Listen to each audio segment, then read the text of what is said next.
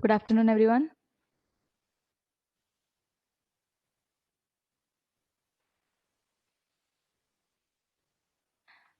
So, is the audio clear to you? കേൾക്കുന്നുണ്ടോ?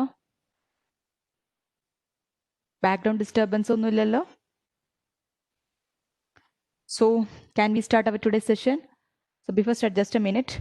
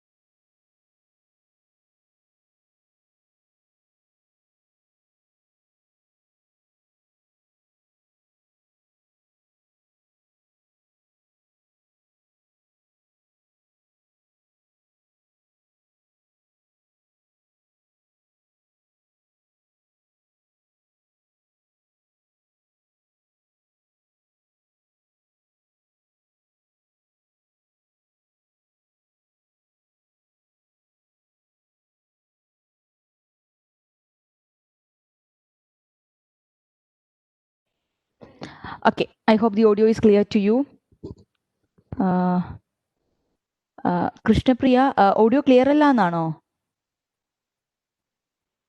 Okay, it's clear, right? Okay. So in the last class, we were discussing the topic financial statement, and we completed discussing the balance sheet. So today we will be continuing with our next financial statement, which is income statement. After that, followed by statement of cash flows, statement of comprehensive income, and statement of changes in equity. And we will complete the entire financial statement section today in the today's class. And after that, we will move on to the next topic. So just a moment.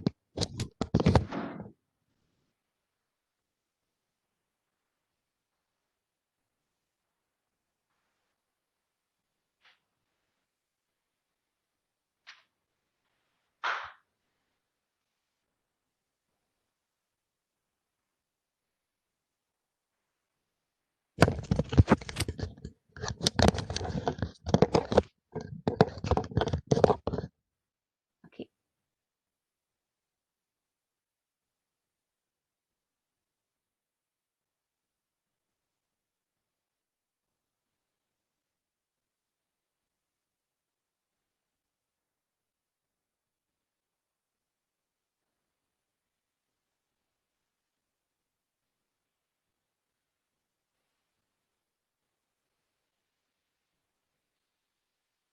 Okay, I see the slide.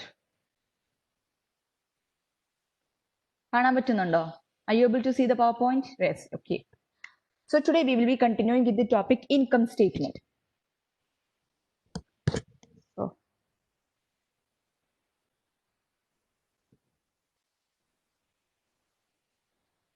okay.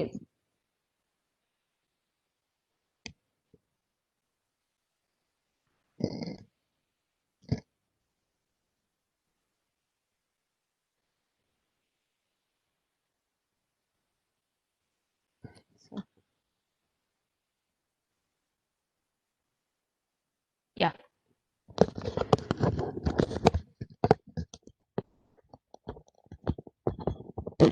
Income statement.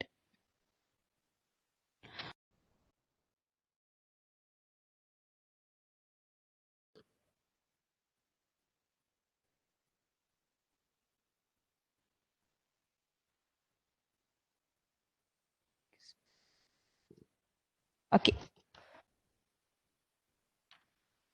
So income statement we have come across. Okay, we have come across the income statement in our previous classes, like in your degree classes or in your +1, +2 classes. You may have come across the income statement format. So in our earlier classes, we have learned income statement in a T form. T formula. Usually, it is called known as the profit or loss statement. Profit or loss account. നമ്മൾ വിളിക്കുന്ന നമ്മുടെ income statement ആയിരുന്നു. which is that in which the expenses are reported on the right side and the incomes are reported on the right side, and expenses will be reported on the left side, and we will balance both sides, and the resultant will be either the profit net loss, or it is the gross profit or gross loss if it is a trading account. So ഇങ്ങനെയാണ് നമ്മൾ usually പഠിച്ചു വന്ന ഒരു income സ്റ്റേറ്റ്മെന്റിന്റെ format. So now currently income statement format has evolved, അത് involve ചെയ്തിട്ടുണ്ട്.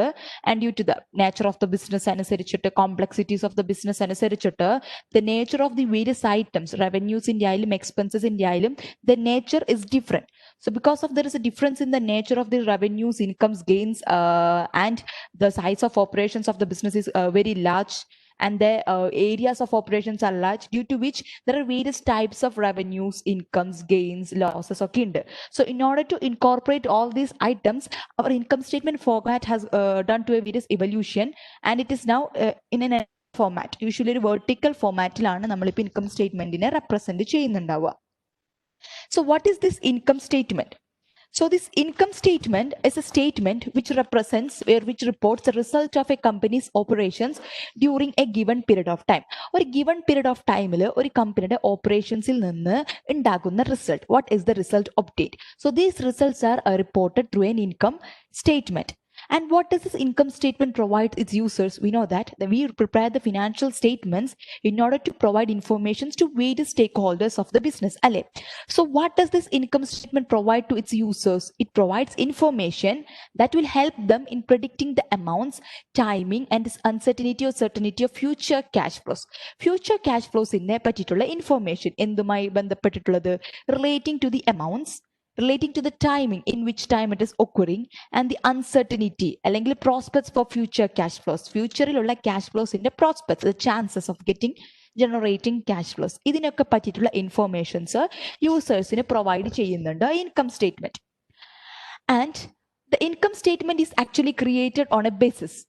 ഒരു main ഒരു അക്കൗണ്ടിങ് പ്രിൻസിപ്പിളിനെ ബേസ് ചെയ്തിട്ടാണ് ഇൻകം സ്റ്റേറ്റ്മെന്റ് പ്രിപ്പയർ ചെയ്യുന്നത്, or the method of accounting which is followed by this income statement പ്രിപ്പറേഷനിൽ യൂസ് ചെയ്യുന്നത് അക്രൂവൽ മെത്തേഡ് ഓഫ് അക്കൗണ്ടിങ് ആണ്.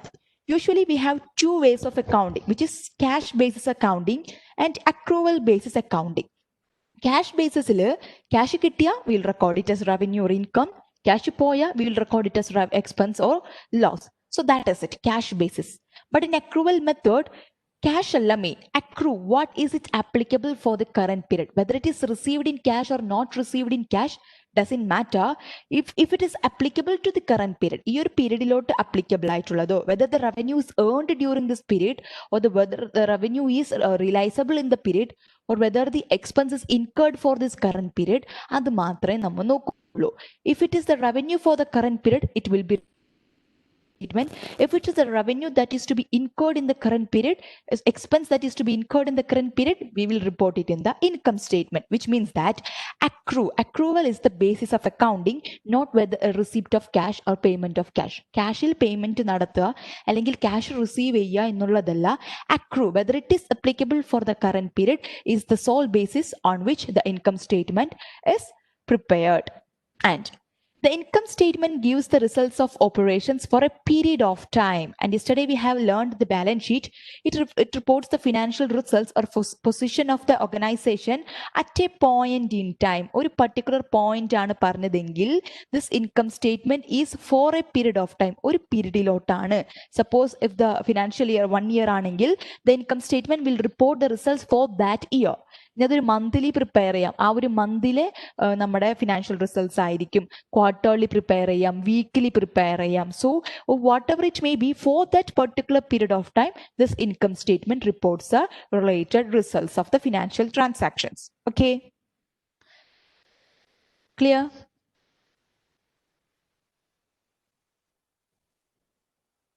Okay. So just a moment.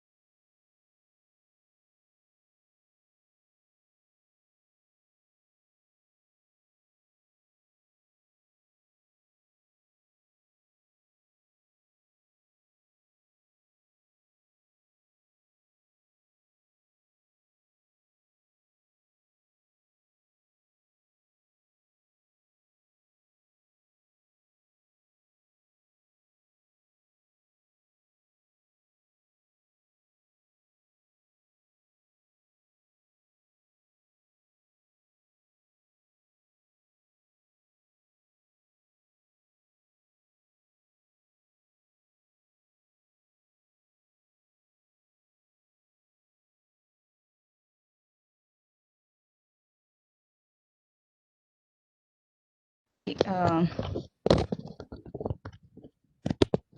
the headset was a little bit loose, so I was just trying to adjust it, okay, to be more comfortable. So this is regarding to the income statement. And the income statement reports the financial results of the organization for the particular period of time. So it is a statement and the result. ഈ result എവിടേക്കാണ് കാണിക്കുന്നത്? So we will record the revenues, expenses, gains, losses, or incomes, whatever it may be, in the income statement. And all these accounts, whether it is gain account, loss account, income account, expense account, revenue account, all these are temporary accounts, right? Temporary account means at the end of a period, at the end of the financial year or the reporting period, it will be closed and it will be brought to the income statement. After that, the income statement result obtained in the income statement will be closed to another permanent account, which is the retained earnings in the balance sheet. Balance sheet retained earnings sectionലോട്ടായിരിക്കും ഇതിന്റെ balance പോകുന്നുണ്ടായിരിക്കുക. So the accounts used to record revenues, expenses, gains, and losses, they are the temporary accounts. And these temporary accounts are closed to income statement. And this income statement result will be closed to retained earnings, which is a permanent account on the balance sheet at the end of each fiscal year. So which means that this income statement is also a temporary account. അതായത് എല്ലാം നമ്മുടെ temporary അക്കൗണ്ട്സിനെല്ലാം നമ്മൾ close ചെയ്യുന്നുണ്ടാവുക income സ്റ്റേറ്റ്മെന്റിലായിരിക്കാം. എന്നിട്ട് income സ്റ്റേറ്റ്മെന്റിന്റെ balance എവിടെ പോകും? It will flow to the retained earning section on the balance sheet. And one more thing, the basic principle on which the income statement is prepared, which includes two principles. So, നിങ്ങൾ basic classes-ലൊക്കെ ഉണ്ടായിട്ടുണ്ടെങ്കിൽ you may have known this principle. What are the two basic principles on which the income statement is prepared? Can you give me the answer? രണ്ട് basis ആണ്. Two main principles, two key accounting principles on which the income statement is structured. Can you give me the accounting principle? Not a price? Okay, let me name revenue recognition principle. Hope you have known that principle, right? Revenue recognition or revenue realization principle. And the another principle, we have the matching principle. കേട്ടിട്ടുണ്ടോ? അറിയില്ലേ principle? What is this revenue recognition principle? When means how to recognize the revenue. അല്ലെങ്കിൽ revenue എപ്പോൾ recognize ചെയ്യണം, എങ്ങനെ recognize ചെയ്യണം, what are the conditions on which we recognize the revenue, എന്തൊക്കെ conditions fulfill ചെയ്താലാണ് revenue ആയിട്ട് നമ്മുടെ income statementൽ നമ്മൾ ഐറ്റത്തിനെ recognize ചെയ്യുന്നുണ്ടാവുക. അത് പറയുന്നതാണ് revenue recognition principle. Suppose I'm a trader and have made a sale to a customer. When do I record the sale? When I have made the sale and sale നടത്തിയാൽ മാത്രം പോരാ, I have to issue the invoice issue ചെയ്യണം, അല്ലെങ്കിൽ bill കൊടുക്കണം. ആർക്ക്? കസ്റ്റമർക്ക് bill കൊടുക്കണം. Then I can and I have to undertake the delivery of that good. അല്ലേ, ഞാൻ എന്ത് ഐറ്റം ആണോ അവിടെ ഡെലിവറി ചെയ്യാന്ന് പറഞ്ഞിട്ടുള്ളത്, I have to deliver that goods to that customer. So there are certain conditions that to be fulfilled in order to recognize the revenue in the accounting records. അത് നമ്മൾ പ്രീവിയസിന് വരുമ്പോൾ പഠിക്കും എങ്ങനെ റവന്യൂ റെക്കഗ്നൈസ് ചെയ്യണം എന്നുള്ളത്. ഈ എക്സ്റ്റേണൽ ഫിനാൻഷ്യൽ റിപ്പോർട്ടിംഗിൽ തന്നെ ഒരു ഇതുണ്ട്. So there is a timing, there is a certain conditions which you have to fulfill in order to recognize that item as a revenue in a period's income statement. So അത് പറയുന്നതാണ് revenue recognition principle. And another principle which is based on which this income statement is based is matching principle. എന്താണ് ഈ matching principle പറയുന്നുണ്ടാവുക? Matching. The revenues and the expenses must be matched, which means that the expenses which are incurred in the generation of the revenue in a period must be reported in that period's income statement. ഒരു പീരീഡിലെ revenue generate ചെയ്യാൻ വേണ്ടിയിട്ട് നമ്മൾക്ക് incur ചെയ്തിട്ടുള്ള expense ആ പീരീഡിൽ തന്നെ നമ്മൾ income സ്റ്റേറ്റ്മെന്റിൽ record ചെയ്യണം. Which means that the revenue in the income statement should be matched with its corresponding expense. That is the matching principle. So ഈ രണ്ട് പ്രിൻസിപ്പിളിനെ ബേസ് ചെയ്തിട്ടാണ് നമ്മൾ ഇൻകം സ്റ്റേറ്റ്മെന്റ്സ് പ്രിപ്പയർ ചെയ്യുന്നത്. So can I move to the next slide? Is it clear?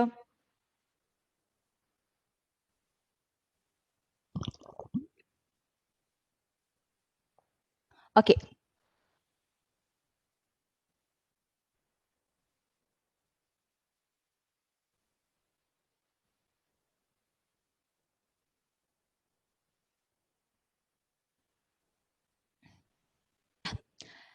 Here comes the basic format of an income statement. ഒരു multiple step income statementന്റെ ഒരു format ആണ് ഈ തന്നിട്ടുള്ളത്. This is the basic format of the income statement. Usually നമ്മൾ മുമ്പ് പഠിച്ചതിൽ ഒരു T account format ആയിരുന്നു. എങ്ങനെയായിരുന്നു? Like this.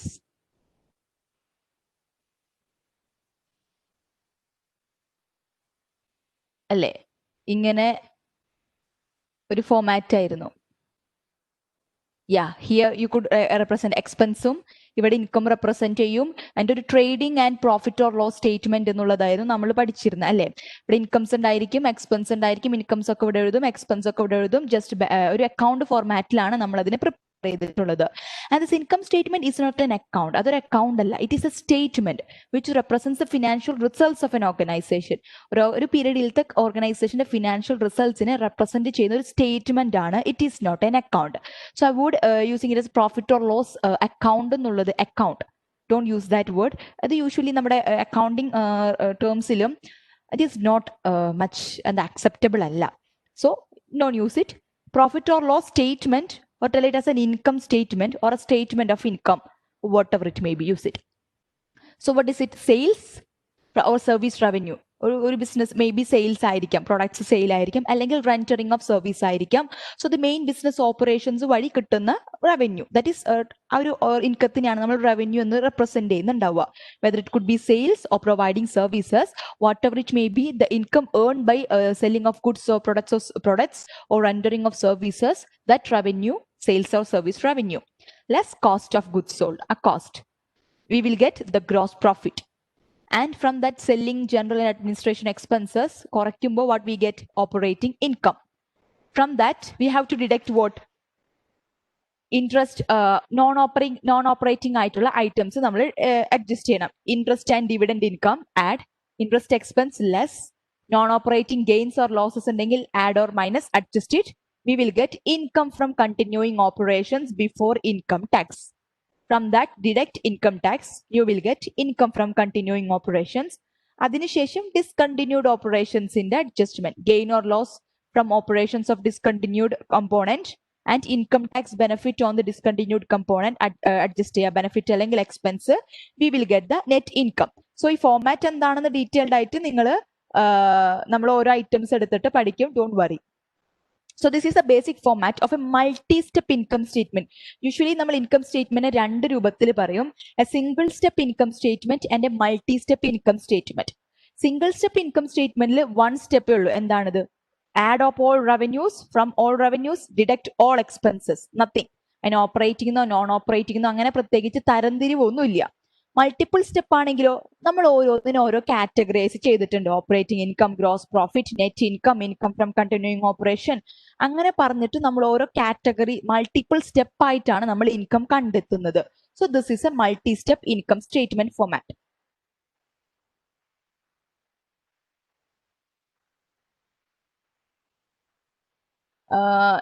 ഡിസ്റ്റർബൻസ് എന്തെങ്കിലും ഉണ്ടോ? Do feel? നല്ല മഴയുണ്ട്. ആ മഴയുടെ വല്ല ഡിസ്റ്റർബൻസ് നിങ്ങൾക്ക് ഇൻ ബിറ്റ്വീൻ ഫീൽ ചെയ്യുന്നുണ്ടോ?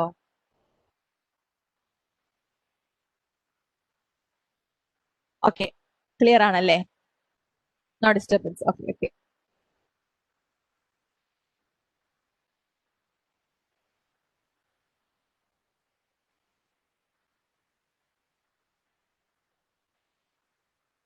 Yes. Next, let's look into some of the facts regarding this operating income. So your income statement in a format ningal kandallo. Gross profit, operating income, income from continuing operations. So we will be finding what is the what the difference. We will be distinguishing between operating income and income from continuing operations. എന്താന്നുള്ളത് നോക്കാം. Operating income includes revenues and expenses generated by the company's core business. ഒരു business, ഒരു ഓർഗനൈസേഷന്റെ main business activity ഉണ്ടാവുമല്ലോ, അല്ലെങ്കിൽ core business operations ഉണ്ടാവുമല്ലോ. From carrying out those business operation, അതിൽ നിന്ന് നമ്മൾ ജനറേറ്റ് ചെയ്യുന്ന റവന്യൂസിന്റെയും എക്സ്പെൻസസിന്റെയും difference. We will be adjusting the revenues against its expenses. What we get? We will get the operating income. ആ പേരിൽ തന്നെയുണ്ട് operating. The incomes earned or the revenue അല്ലെങ്കിൽ profit earned from the basic business operations, that is operating income. And what does this operating income does not include? It does not include financial income. Financial income ഒന്നും include ചെയ്യില്ല. Financial income, interest and dividend income, financial transactions വഴി, financial activities വഴി നമ്മൾക്ക് കിട്ടുന്ന income ആണ്.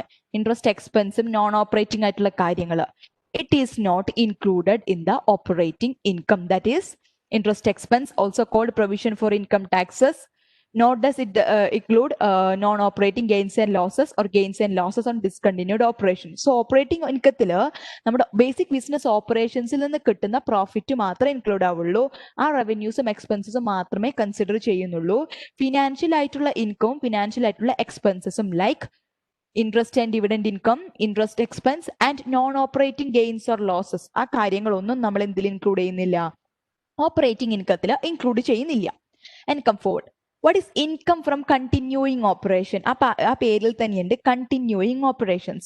Refers to gain or loss that the company generated on all of its activities that are expected to continue in the future, which means that it refers to gain or loss, profit or loss, which the company generate from the activities which the company expects to continue in the future. ഫ്യൂച്ചറിലും continue ചെയ്യാനായിട്ട് ആഗ്രഹിക്കുന്ന അല്ലെങ്കിൽ expect ചെയ്യുന്ന ആക്ടിവിറ്റീസിൽ നിന്ന് നമ്മൾക്ക് കിട്ടുന്ന gain, loss അല്ലെങ്കിൽ income, അതിനെയാണ് നമ്മൾ എന്ത് പറയുന്നുണ്ടാവാം?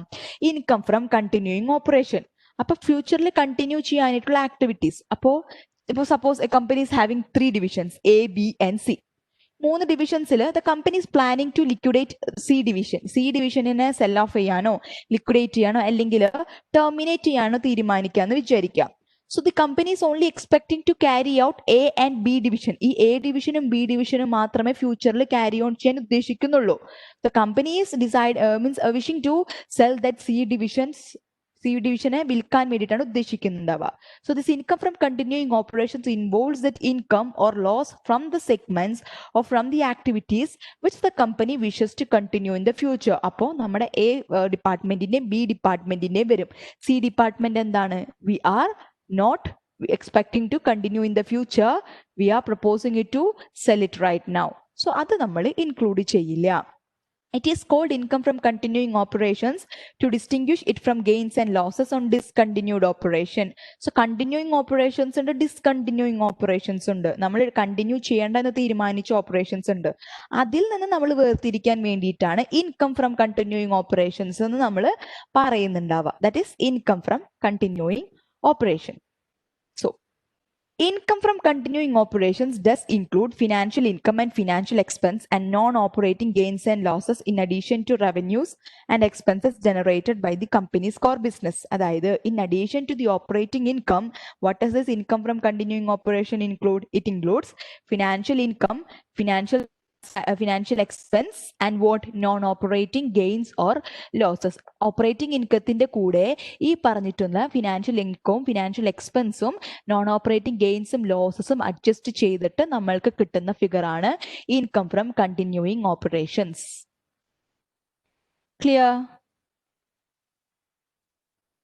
ക്ലിയർ ആണോ? ഓക്കെ. Yes.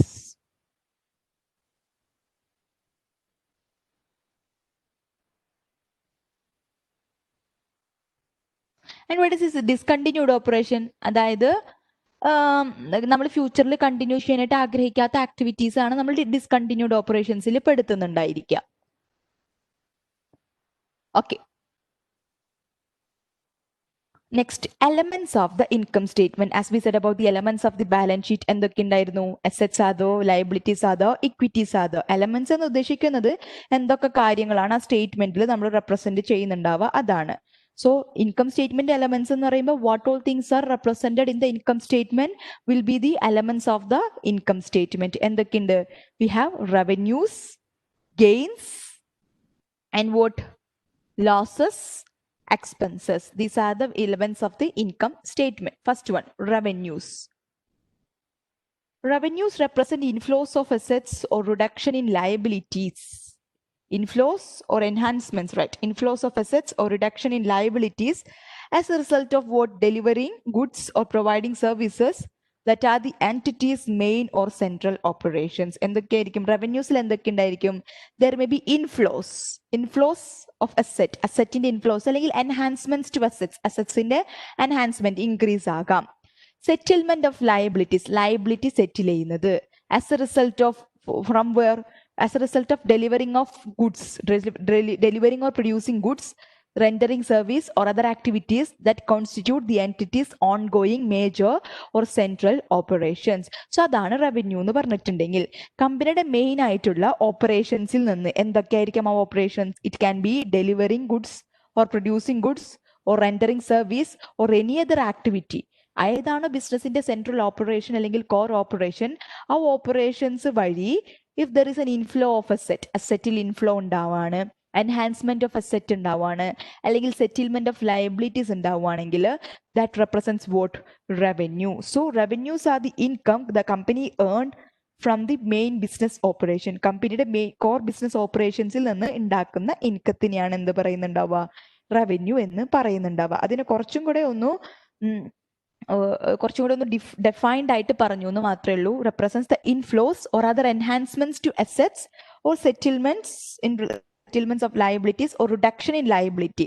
അസെറ്റ്സ് കൂടുന്നതാവാം അല്ലെങ്കിൽ ലയബിലിറ്റി കുറയുന്നതാകാം. Whatever it may be, there is a benefit as a result of the main business operation. What does the main business operation of the company constitutes of either delivering or producing goods, rendering service or any other activity.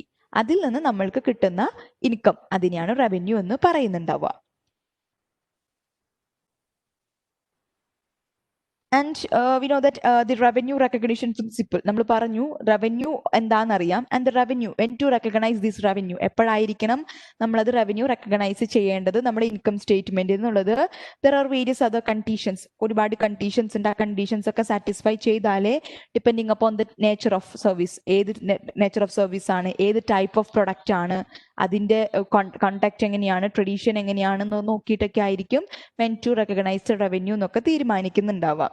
So there are various conditions അല്ലെങ്കിൽ obligations, performance obligations to be satisfied in order to recognize the revenue. So various methods are the percentage of completion, cost to cost basis, production basis, installment basis, cost recovery basis. അതെല്ലാം നിങ്ങൾ പോകെ പഠിക്കും. നമുക്ക് revenue recognition എന്ന് പറഞ്ഞിട്ടുള്ള ഒരു module, ഒരു section തന്നെ ഇതിലുണ്ട്. ആ സെക്ഷനിൽ നമ്മൾ പഠിക്കും. So next we have gains. After the revenue, what are things are reported in the income statement? We have gains. Gains എന്താണ്? Gains are increases in equity as a result of transactions that are not part of the company's main or central operations and do not result from revenues or investment by the owners of the equity. എന്താണ് gains? Increase in equity. ഇക്വിറ്റിയിൽ ഉണ്ടാകുന്ന increase ആണ്. എന്തുകൊണ്ട്? As a result of transaction that are not part of the company's main or central operation. കമ്പനിയുടെ main operation അല്ലെങ്കിൽ central ഓപ്പറേഷൻസിന്റെ ഭാഗമല്ലാത്ത transactions വഴി ഉണ്ടാകുന്ന increase in equity, and that do not result from revenues or investment by the owners of the entity. Owners എൻറ്റിറ്റിയിൽ provide ചെയ്തിട്ടുള്ള investment അല്ലെങ്കിൽ revenue ഉണ്ടാകുന്ന അതുവഴി ഉണ്ടാകുന്ന ഗെയിൻസ് അല്ല, നോട്ട് ഫ്രം ദി ഓണേഴ്സിൽ നിന്നുണ്ടാകുന്നതല്ല, ബട്ട് കമ്പനിയുടെ കോർ ബിസിനസ് ആക്ടിവിറ്റി അല്ലാത്ത മറ്റെന്തെങ്കിലും ആക്ടിവിറ്റിയിൽ വഴി നമ്മൾക്ക് ഉണ്ടാകുന്ന increase. Suppose if I'm selling an asset, ഒരു അസെറ്റ് വിൽക്കാണ്. എൻ്റെ കമ്പനിയിൽ ഒരു എക്യുപ്മെന്റ് ഉണ്ട്. I'm selling that equipment. ആ എക്യുപ്മെന്റ് വിറ്റു. Suppose the carrying value of the equipment is 10,000 and I'm selling it for 12,000. I'm having a gain of what? 2,000, right? So that selling of asset is not the core business activity. എൻ്റെ core business activity അല്ല asset വിൽക്കാന്നുള്ളത്. എൻ്റെ core business activity ചിലപ്പോൾ ഫൈമ textiles, conducting ഒരു textile business ആണെന്നുണ്ടെങ്കിൽ my business activity will be in trading of clothes, right? So അതിൽ എനിക്കൊരു എക്യുപ്മെന്റ് ഉണ്ടായിരുന്നു എൻ്റെ ഓർഗനൈസേഷനിൽ. I'm selling that equipment. It is not the core business activity അല്ലേ? അല്ലെങ്കിൽ അതൊരു ഓണറുടെ ഇൻവെസ്റ്റ്മെന്റ് അല്ലെങ്കിൽ റവന്യൂ വഴി ഉണ്ടാകുന്നതല്ല. But there is an increase in equity. കാരണം I'm selling it at a gain. ഗെയിനിൽ വിൽക്കുമ്പോൾ that gain will form part of the equity അല്ലേ? So there is an increase in equity which is not from the core business activity or not from the investments made by the owners, but from other activities which represents the gains. അതിനെയും നമ്മൾ income സ്റ്റേറ്റ്മെന്റിൽ report ചെയ്യും. Next, expenses. After revenues and gains, the thing that we are reporting in the income statement is expenses. What are expenses? Since revenue is as a result of revenue, there will be inflows. Expenses causes outflows, അല്ലെങ്കിൽ outlays. Outflows or the using up of assets or the incurrence of liabilities as a result of delivering goods or providing services that are the entity's main or central operations. Or entity main operation അല്ലെങ്കിൽ central operations ആയിട്ടുള്ള goods delivery ചെയ്യുക, produce ചെയ്യുക, service render ചെയ്യുക, അല്ലെങ്കിൽ മറ്റേതെങ്കിലും activity വഴി if there is any outflows അല്ലെങ്കിൽ assets are used അല്ലെങ്കിൽ liabilities are incurred, liabilities create ചെയ്തു, increase in liabilities വന്നു, അല്ലെങ്കിൽ assets reduce ആയി, outflows വന്നിട്ടുണ്ടെങ്കിൽ അതുവഴി ഉണ്ടാക്കുന്ന എക്സ്പെൻസസിനെയാണ് നമ്മൾ എന്ത് പറയുന്നുണ്ടാവുക? സോറി, ദാറ്റ് എക്സ്പെൻസ്, അതാണ് നമ്മുടെ എക്സ്പെൻസസ്. ആ reduction in the assets or increase in the liabilities as A result of the main companies business operation as what is termed as expense. Clear?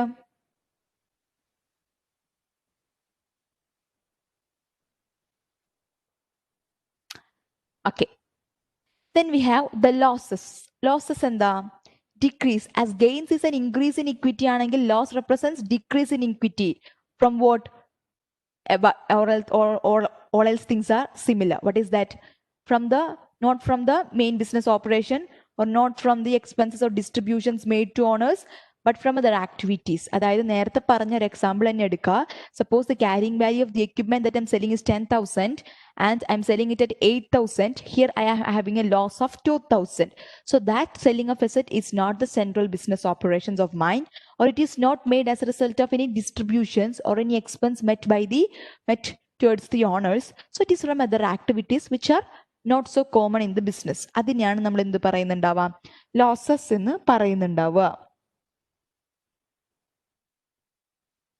So when you recognize the expense in the income statement, മൂന്ന് methods, we have to follow 3 methods. First one is the cause and effect. Cause and effect relationship ഉണ്ട്. So cause and effect, കാര്യം കാരണം, right അല്ലേ? So when you recognize the revenue, അല്ലേ, revenue recognize ചെയ്യുമ്പോൾ എക്സ്പെൻസിന് ബന്ധപ്പെട്ടിട്ടാട്ടോ. When you recognise the revenue, ഒരു business sales നടത്തി റവന്യൂ റെക്കഗ്നൈസ് ചെയ്തു, and what is its effect? There will be having a corresponding cost. ആ റവന്യൂ റെക്കഗ്നൈസ് ചെയ്യാൻ വേണ്ടി നമ്മൾക്ക് കോസ്റ്റ് ഉണ്ട്. That cost will be recognised as cost of goods sold. So cause and effect relationship വെച്ചിട്ട് systematic and rational allocation will be the systematic allocation. ഒരു cause and effect relationship അല്ലാതെ systematic ആയിട്ട് അല്ലെങ്കിൽ എന്തെങ്കിലും സ്യൂട്ടബിൾ ബേസിസിൽ നമ്മൾ allocate ചെയ്യുന്നുണ്ടാവുക. For example depreciation, amortisation, depletion, അത് ഇത്രമാത്രം ഉണ്ടായി എന്നുള്ളത് നമ്മൾ മെഷർ ചെയ്തിട്ടല്ല. It is a systematic allocation. ഒരു പർട്ടിക്കുലർ മെത്തേഡ് ചൂസ് ചെയ്തിട്ട് ആ മെത്തേഡിൽ നമ്മൾ സിസ്റ്റമാറ്റിക് ആയിട്ട് ഓരോ പീരീഡിലും ഡിപ്രീസിയേഷൻ എക്സ്പെൻസ്, അമോർട്ടൈസേഷൻ എക്സ്പെൻസ് അല്ലെങ്കിൽ ഡിപ്ലീഷൻ എക്സ്പെൻസ് ഒക്കെ റെക്കോർഡ് ചെയ്ത് വരും. So there is a systematic and rational allocation will be the. And immediate recognition ഉണ്ട്. We know that നമ്മളൊരു എക്സ്പെൻസ് ജനറേറ്റ് ചെയ്യുമ്പോൾ as a result of incurrence of certain expense, we are expecting there will be revenue, right? So നമുക്കൊരു future benefit അതിൽ നിന്ന് കിട്ടില്ല എന്നുണ്ടെങ്കിൽ that expense will be generated. So that expense will be expensed in income statement in the current period itself. So there are certain expenses which are expected to provide benefits in the future period also. അതായത് ഇപ്പോൾ ഒരു advertising expense, I'm incurring an advertising expense, ഒരു major ഒരു marketing campaign നടത്തുകയാണ്, ഒരു advertisement campaign നടത്തുകയാണെന്നുണ്ടെങ്കിൽ, by providing that advertisement, I'm sure that I will be able to reap the benefits for a period of 3 years. 3 വർഷത്തേക്ക് എനിക്ക് അതിന്റെ benefit ഉണ്ടാകുമെന്ന് വിചാരിക്കാം. So I'm incurring this expense right now, അല്ലേ? ഞാൻ expense ഇപ്പോഴാണ് incur ചെയ്യുന്നുണ്ടാവുക. but the benefits of which will be spread over a period of 3 years. 3 വർഷത്തേക്ക് benefit spread ചെയ്തിട്ടുണ്ട്. So which means that I will be recognizing only a part in the current period and the remaining part will be recognized in the corresponding periods. അല്ലേ? കാരണം I'm sure that there will be future benefit associated with this expense. So current period revenue generate ചെയ്തു, current period benefitന് match ചെയ്യുന്ന expense നമ്മൾ ഈ period record ചെയ്യും. എന്നിട്ട് ഫ്യൂച്ചറുള്ള benefit certain ആണെങ്കിൽ ഫ്യൂച്ചറിലോട്ട് നമ്മൾ ആ എക്സ്പെൻസ് റെക്കഗ്നൈസ് ചെയ്യുന്നതിനെ മാറ്റി വെക്കും. So on these 3 bases we will be recognizing the expenses in the income statement. On what basis? There will be cause and effect relationship, systematic and rational allocation will be there, or immediate recognition when we are not sure that it will be providing any future benefit, we will be recognize that expense immediately in the income statement.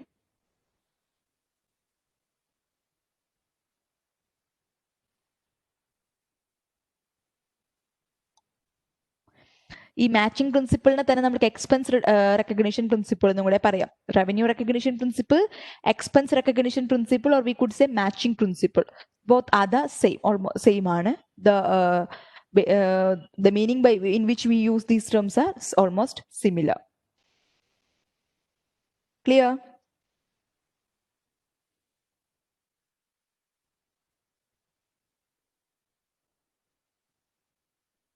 Okay.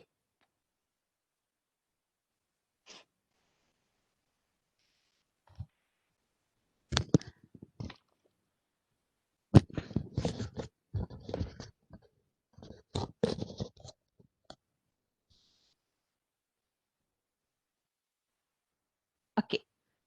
Moving forward with the next slide. Other income statement items. Revenues, expense, gains and losses, that are the basic income statement items. Other than that, specific ആയിട്ടുള്ള ചില income statement items ആണ് നമ്മൾ നോക്കാൻ വേണ്ടി പോകുന്നത്. Unusual gains and losses. Unusual gains and losses. എന്താണ് unusual gains and losses? Unusual gains and losses are gains and losses the firm considers to be of an unusual nature. Unusual ആയിട്ട് നേച്ചറിലുള്ള gains and losses ആയിരിക്കാം, or of a type that indicates infrequency of occurrence of both. The frequency of this occurrence of this gains and losses are not so frequent. അത് വളരെ frequent അല്ല, എപ്പോഴെപ്പോഴും ഉണ്ടാകുന്നതല്ല, വല്ലപ്പോഴും ഉണ്ടാകുന്ന അല്ലെങ്കിൽ not so frequent ആയിട്ട് occur ചെയ്യുന്ന gains and losses ആണ് unusual gains and losses. And unusual in nature, ആ പേരിൽ തന്നെ, നോട്ട് യൂഷ്വൽ, കോമൺ അല്ല. They may need separate disclosure on the income statement in order to help users to predict the amounts, timing and uncertainty of future cash flows. So if there is an unusual, if there is a gain or loss and it is of unusual nature, unusual ആണ്, infrequent ആണെന്നുണ്ടെങ്കിൽ it must be separately disclosed in the income statement. Income സ്റ്റേറ്റ്മെന്റിൽ നമ്മൾ അതിനെ separately disclose ചെയ്യാം. കാരണം അത് regular ആയിട്ട് happen ചെയ്യുന്നതല്ല, ഫ്രീക്വന്റ് ആയിട്ട് ഹാപ്പൻ ചെയ്യുന്നതല്ല. അൺയൂഷ്വൽ ആയിട്ട് ഏതെങ്കിലും ഒരു പീരീഡിൽ ബിസിനസ്സിൽ ഉണ്ടാകുന്ന ചേഞ്ചസ് ആയിരിക്കാം, എന്തെങ്കിലും ഒരു ആക്ടിവിറ്റീസ് അണ്ടർടേക്ക് ചെയ്യുന്നതായിരിക്കാം. അൺയൂഷ്വൽ ആയിട്ട് വരുന്ന ഒരു കാര്യമാണെന്നുണ്ടെങ്കിൽ ഫ്യൂച്ചറിൽ നമ്മൾ ഫ്യൂച്ചർ ക്യാഷ് ഫ്ലോസിനെ അത് എഫക്ട് ചെയ്യും. which means that നമ്മൾ ഇൻകം സ്റ്റേറ്റ്മെന്റിന്റെ മെയിൻ ഒരു മോട്ടീവ് പറഞ്ഞു, in order to predict the amounts, timing and uncertainty of future cash flows. Future cash ഫ്ലോസിന്റെ എമൗണ്ട്, ടൈമിംഗ്, അൺസർട്ടനിറ്റി, ഇതിനെയൊക്കെ പ്രെഡിക്റ്റ് ചെയ്യാനായിട്ട് ഇതിൻ്റെയൊക്കെ പറ്റിയിട്ടുള്ള ഇൻഫോർമേഷൻസ് യൂസേഴ്സിന് പ്രൊവൈഡ് ചെയ്യാൻ വേണ്ടിയിട്ടാണ് ഇൻകം സ്റ്റേറ്റ്മെന്റ് പ്രിപ്പയർ ചെയ്യുന്നത്. So there is unusual gains and losses, അത് ഇൻഫ്രീക്വന്റ് ആണ്, ഫ്യൂച്ചറിലും ഇതേപോലെ വരുമെന്ന് നമ്മൾക്ക് പറയാൻ വേണ്ടി പറ്റില്ല.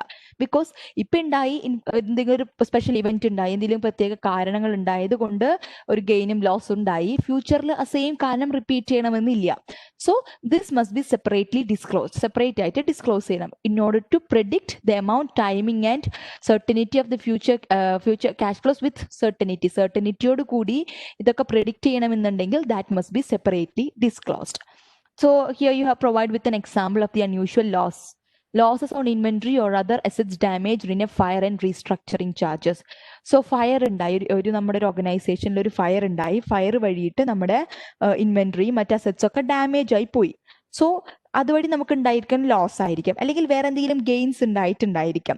സോ ഫയർ എല്ലാ വർഷവും ഉണ്ടാകും എന്ന് പറയാൻ പറ്റില്ല, എല്ലായ്പ്പോഴും ഉണ്ടാകും, നോട്ട് സോ ഫ്രീക്വന്റ് ഇവന്റ് അല്ലേ, വല്ലപ്പോഴൊക്കെ വരുന്ന ഒരു ആക്സിഡന്റ് ആണ്. അതുവഴി നമുക്ക് വരുന്ന ഗെയിൻസും ലോസസും ഒക്കെ they are unusual and they are infrequent and must be separately disclosed in the income statement.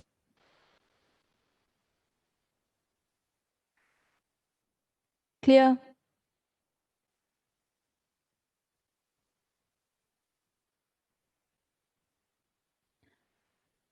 Okay. Unusual gains and losses are generally reported as non-operating gains and losses within the income from continuing operation. We know that it must be separately disclosed. Where to recognize, where to report. It must be reported as non-operating gains and losses within income from continuing operation. We know that income from continuing operation, along with operating income, financial income expense as well as non-operating gains and losses will be included. So these unusual gains and losses will form part of what non-operating gains and losses, and from as and it falls income from continuing operation. So the loss of similar nature are not individually material to be aggregate. That is point on one line. അതായത് similar നേച്ചറിലുള്ളത് similar നേച്ചറിൽ ഉണ്ടാകുന്ന neutral gains loss individual materiality, which means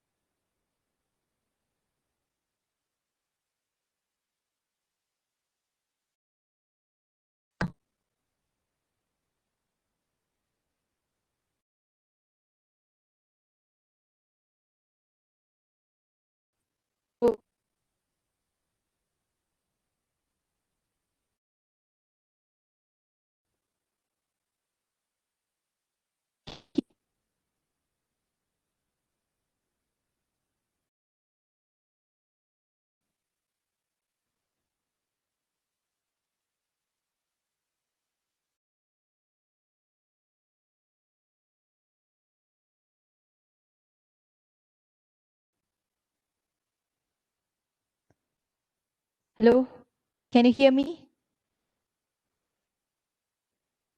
കേൾക്കുന്നില്ല? Okay, ഞാൻ പറഞ്ഞല്ലോ നല്ല മഴ ഉണ്ടായിരുന്നു. സോ സിഗ്നലിന്റെ പ്രോബ്ലം ഉണ്ട്. സിഗ്നൽ വളരെ സ്ട്രെങ്ത് വളരെ കുറവാണ്. Moment.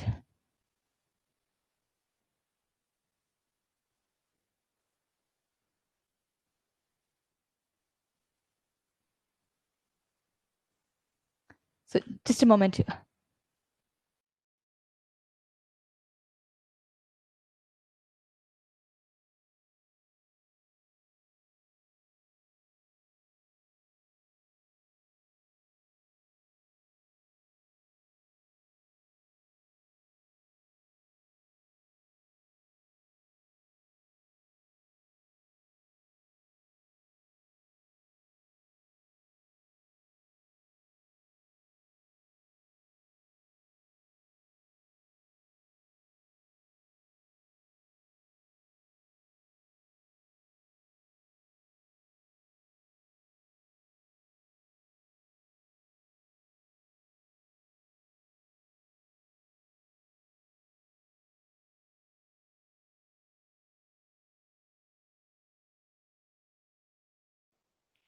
So can we continue?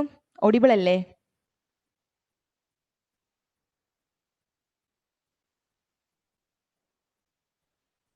Okay. So just a moment.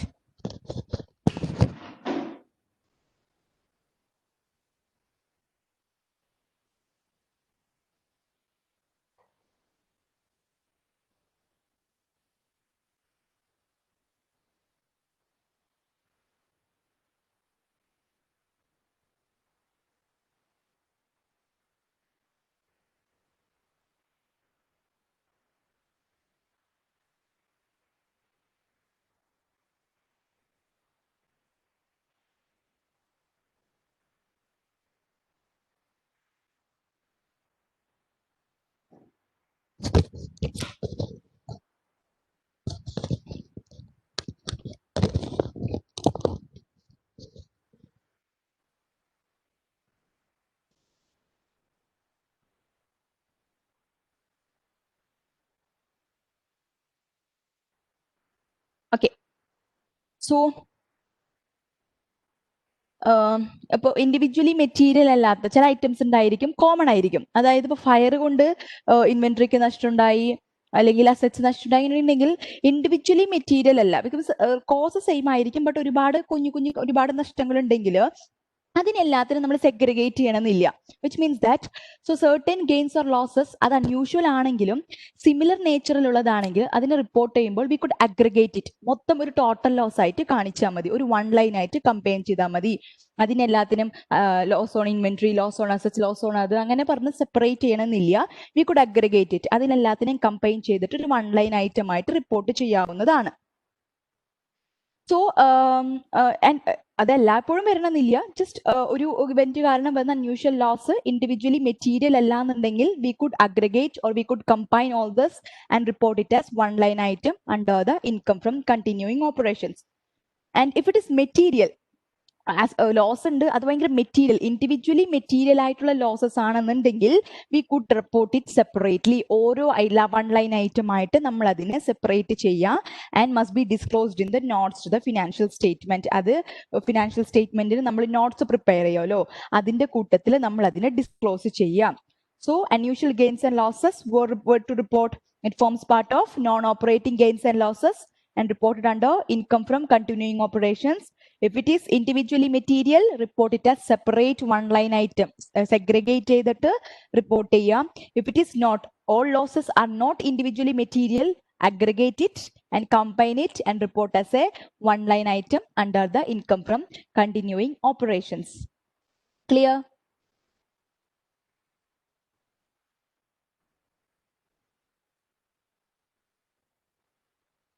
Okay.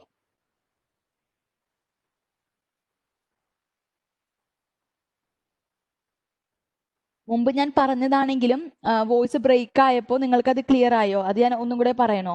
Which part is that?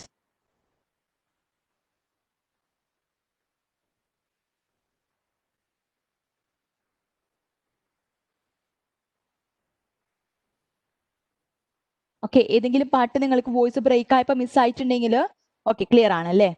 Okay okay.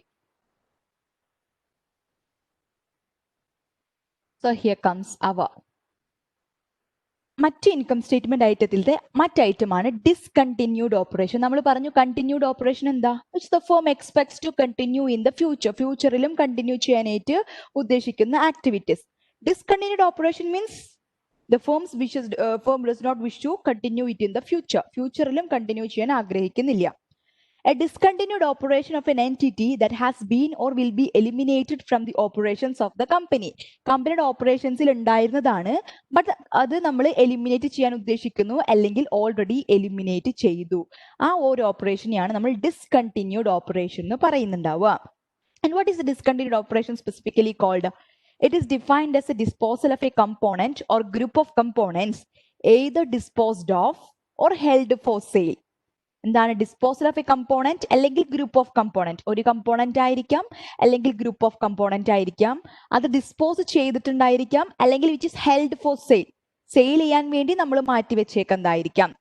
That represents a strategic shift that has or will have a major effect on the entity's operation. So by discontinuing that operation, by discontinuing that component or group of component, there will be a strategic shift, or strategic shift ഉണ്ടായിരിക്കും. And there will be a major effect on the entity's operations and financial result. ആ ഒരു components വേണ്ടാന്ന് വെക്കുന്നു അല്ലെങ്കിൽ dispose ചെയ്യുന്നു, മാറ്റി വെക്കുന്നു എന്നുണ്ടെങ്കിൽ there will be a strategic shift. ആ strategic shift എന്തായിരിക്കാം?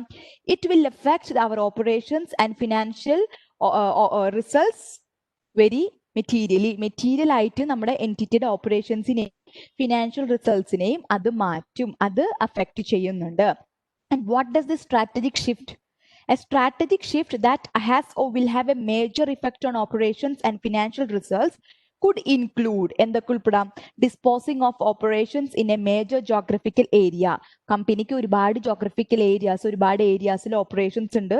സപ്പോസ് സബ്സിഡിയറീസ് ഉണ്ട്, ബ്രാഞ്ചസ് ഉണ്ട് എന്ന് വിചാരിക്കുക. അതിലേതെങ്കിലും ഒരു ബ്രാഞ്ച് സബ്സിഡിയറി നമ്മൾ ഡിസ്പോസ് ചെയ്യാണ്. Disposing of A line of business, നമ്മളൊരു ലൈൻ ഓഫ് ബിസിനസ് നമ്മൾ ഡിസ്പോസ് ചെയ്യാണ്. സപ്പോസ് എനിക്കൊരു 3-4 പ്രൊഡക്റ്റ് ഉണ്ട്, അപ്പൊ അതിലൊരു ടൈപ്പ് ഓഫ് പ്രൊഡക്റ്റിനെ ഞാൻ വേണ്ടാന്ന് വെക്കൂ. I M disposing that. A major equity investment, suppose I M having N investment, എനിക്കൊരു ഇക്വിറ്റി ഇൻവെസ്റ്റ്മെന്റ് ഉണ്ട്, ഞാനൊരു കമ്പനിയിൽ ഇൻവെസ്റ്റ് ചെയ്തിട്ടുണ്ട്, വേറൊരു ഫേമിൽ ഇൻവെസ്റ്റ് ചെയ്തിട്ടുണ്ടെങ്കിൽ ഞാൻ ആ ഇൻവെസ്റ്റ്മെന്റ് വിൽക്കുകയാണ്. I'm disposing that investment. That or other major parts of the entity. നമ്മുടെ എൻറ്റിറ്റിയുടെ തന്നെ എന്തെങ്കിലും ഒരു പാർട്ട് ഉണ്ടായിരിക്കും. സപ്പോസ് എനിക്കൊരു 3-4 ഡിവിഷൻ ഉണ്ട്, അതിലൊരു ഡിവിഷൻ അല്ലെങ്കിൽ ഡിപ്പാർട്ട്മെന്റ് ഞാൻ വിൽക്കാണ്. used in operation is any component. Just a moment, അവിടെ എന്തെങ്കിലും വിട്ടുപോയിട്ടുണ്ടെന്ന് തോന്നുന്നുണ്ട്.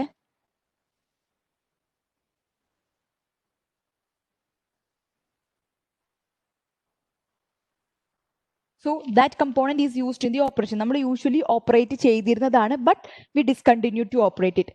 സോ ഒരു ഓപ്പറേഷനെ നമ്മൾ ഡിസ്കണ്ടിന്യൂ, ഇപ്പോൾ ഒരു പർട്ടിക്കുലർ സെയിൽ ട്രാൻസാക്ഷൻ അല്ലെങ്കിൽ ഡിസ്പോസൽ ട്രാൻസാക്ഷനെ ഡിസ്കണ്ടിന്യൂഡ് ഓപ്പറേഷൻ ആക്കണമെന്നുണ്ടെങ്കിൽ we have to fulfil certain things. അതാണ് നമ്മളോട് പറഞ്ഞിട്ടുള്ളത്.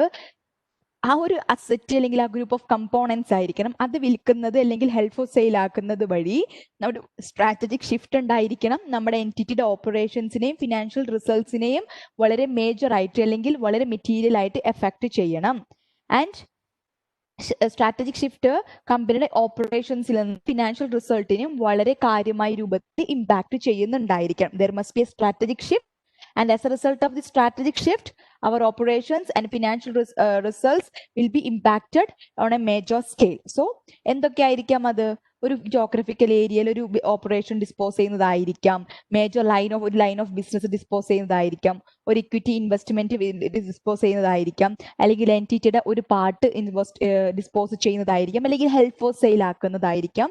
അതിനെല്ലാത്തിനെയാണ് നമ്മൾ discontinued operation. So operations of the business is being discontinued. അതാണ് discontinued operations. Clear?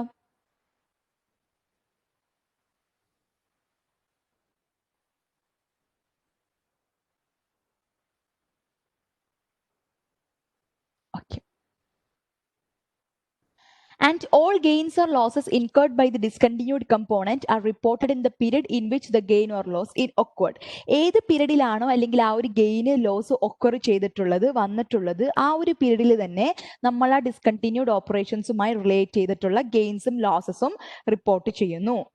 The gain or loss from operations of the discontinued component and the gain or loss from the disposal when the disposal takes place are combined and reported on one line, followed by the income tax effect on the next line, either a tax benefit or a tax expense. So adendanu I will. So income from continuing operations നമ്മൾ ഇവിടെ എഴുതി കണ്ടുപിടിച്ചു. അതിനുശേഷം നമ്മൾ report ചെയ്യുന്ന 2 item എന്താണ്? Gain or loss from operations of the discontinued component. ആ discontinued component നമ്മൾ ഓപ്പറേറ്റ് ചെയ്യുമ്പോൾ നമ്മൾക്ക് വരുന്ന ഗെയിൻ ഓർ ലോസസും ആൻഡ് ഡിസ്പോസ് ചെയ്യുമ്പോഴും നമ്മൾക്ക് ഗെയിൻ ഓർ ലോസ് വരികയാണെന്നുണ്ടെങ്കിൽ along with that we have to report it. So it includes 2 items. ഒന്നെന്താ? Gain or loss from the operations of discontinued component and gain or loss from the disposal of this discontinued component. Okay. Along with that, ഈ ഗെയിനും നമ്മൾ dispose ചെയ്യുകയാണെന്നുണ്ടെങ്കിൽ there will be income tax benefit or income tax expense. അല്ലെ? Gain ആണെന്നുണ്ടെങ്കിൽ നമ്മൾക്ക് income tax expense ആയിരിക്കും. Loss ആണ് നമ്മൾ incur ചെയ്യുന്നതെങ്കിൽ ഇൻകം ടാക്സ് ബെനിഫിറ്റ് ആയിരിക്കും. എങ്ങനെ? ഗെയിൻ ആണെന്നുണ്ടെങ്കിൽ we have to pay taxes on the gain. അല്ലെ? ഇഫ് ഇറ്റ് ഇസ് ലോസ് ആണെന്നുണ്ടെങ്കിൽ നമുക്ക് ടാക്സ് ഡിഡക്ഷൻ ആണ് കിട്ടുക. നമ്മൾക്ക് ടാക്സ് അത്രയും കുറച്ചടച്ചാൽ മതി. ഈ ലോസും കൂടെ നമ്മൾക്ക് സെറ്റ് ഓഫ് ചെയ്തിട്ട് റിമൈനിങ് മാത്രം ടാക്സ് അടച്ചാൽ മതി. So there will be income tax benefit. അതുകൂടെ നമ്മൾ അവിടെ ഇൻകോർപ്പറേറ്റ് ചെയ്യണം. That is what is represented here. The gain or loss from operations of the discontinued component and the gain or loss from the disposal. Operations നിന്നും disposal എന്നുള്ളതും when the disposal takes place. Operations നിന്നുള്ളതും disposal നടക്കുമ്പോൾ അതിൽ നിന്നുണ്ടാകുന്ന ഗെയിൻസും ലോസസും combined and reported on one line. അത് രണ്ടിനെയും കമ്പൈൻ ചെയ്തിട്ട് നമ്മൾ വൺ ലൈൻ ആയിട്ട് റിപ്പോർട്ട് ചെയ്യും. Operations of discontinued component including gain or loss on disposal of discontinued component. അങ്ങനെ നമ്മൾ report. Followed by what is followed by the income tax effect എന്തായിരിക്കാം? Either we could have it or income tax expense on the discontinued component. ഇത് രണ്ടും നമ്മൾ discontinued componentന്റെ ഭാഗമായിട്ട് report ചെയ്യുന്നു after income from continuing operation.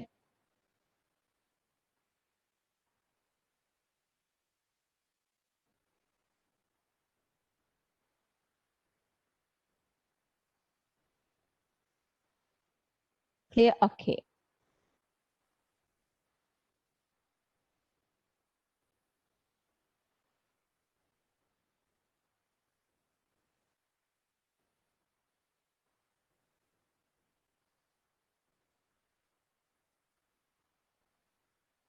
Okay.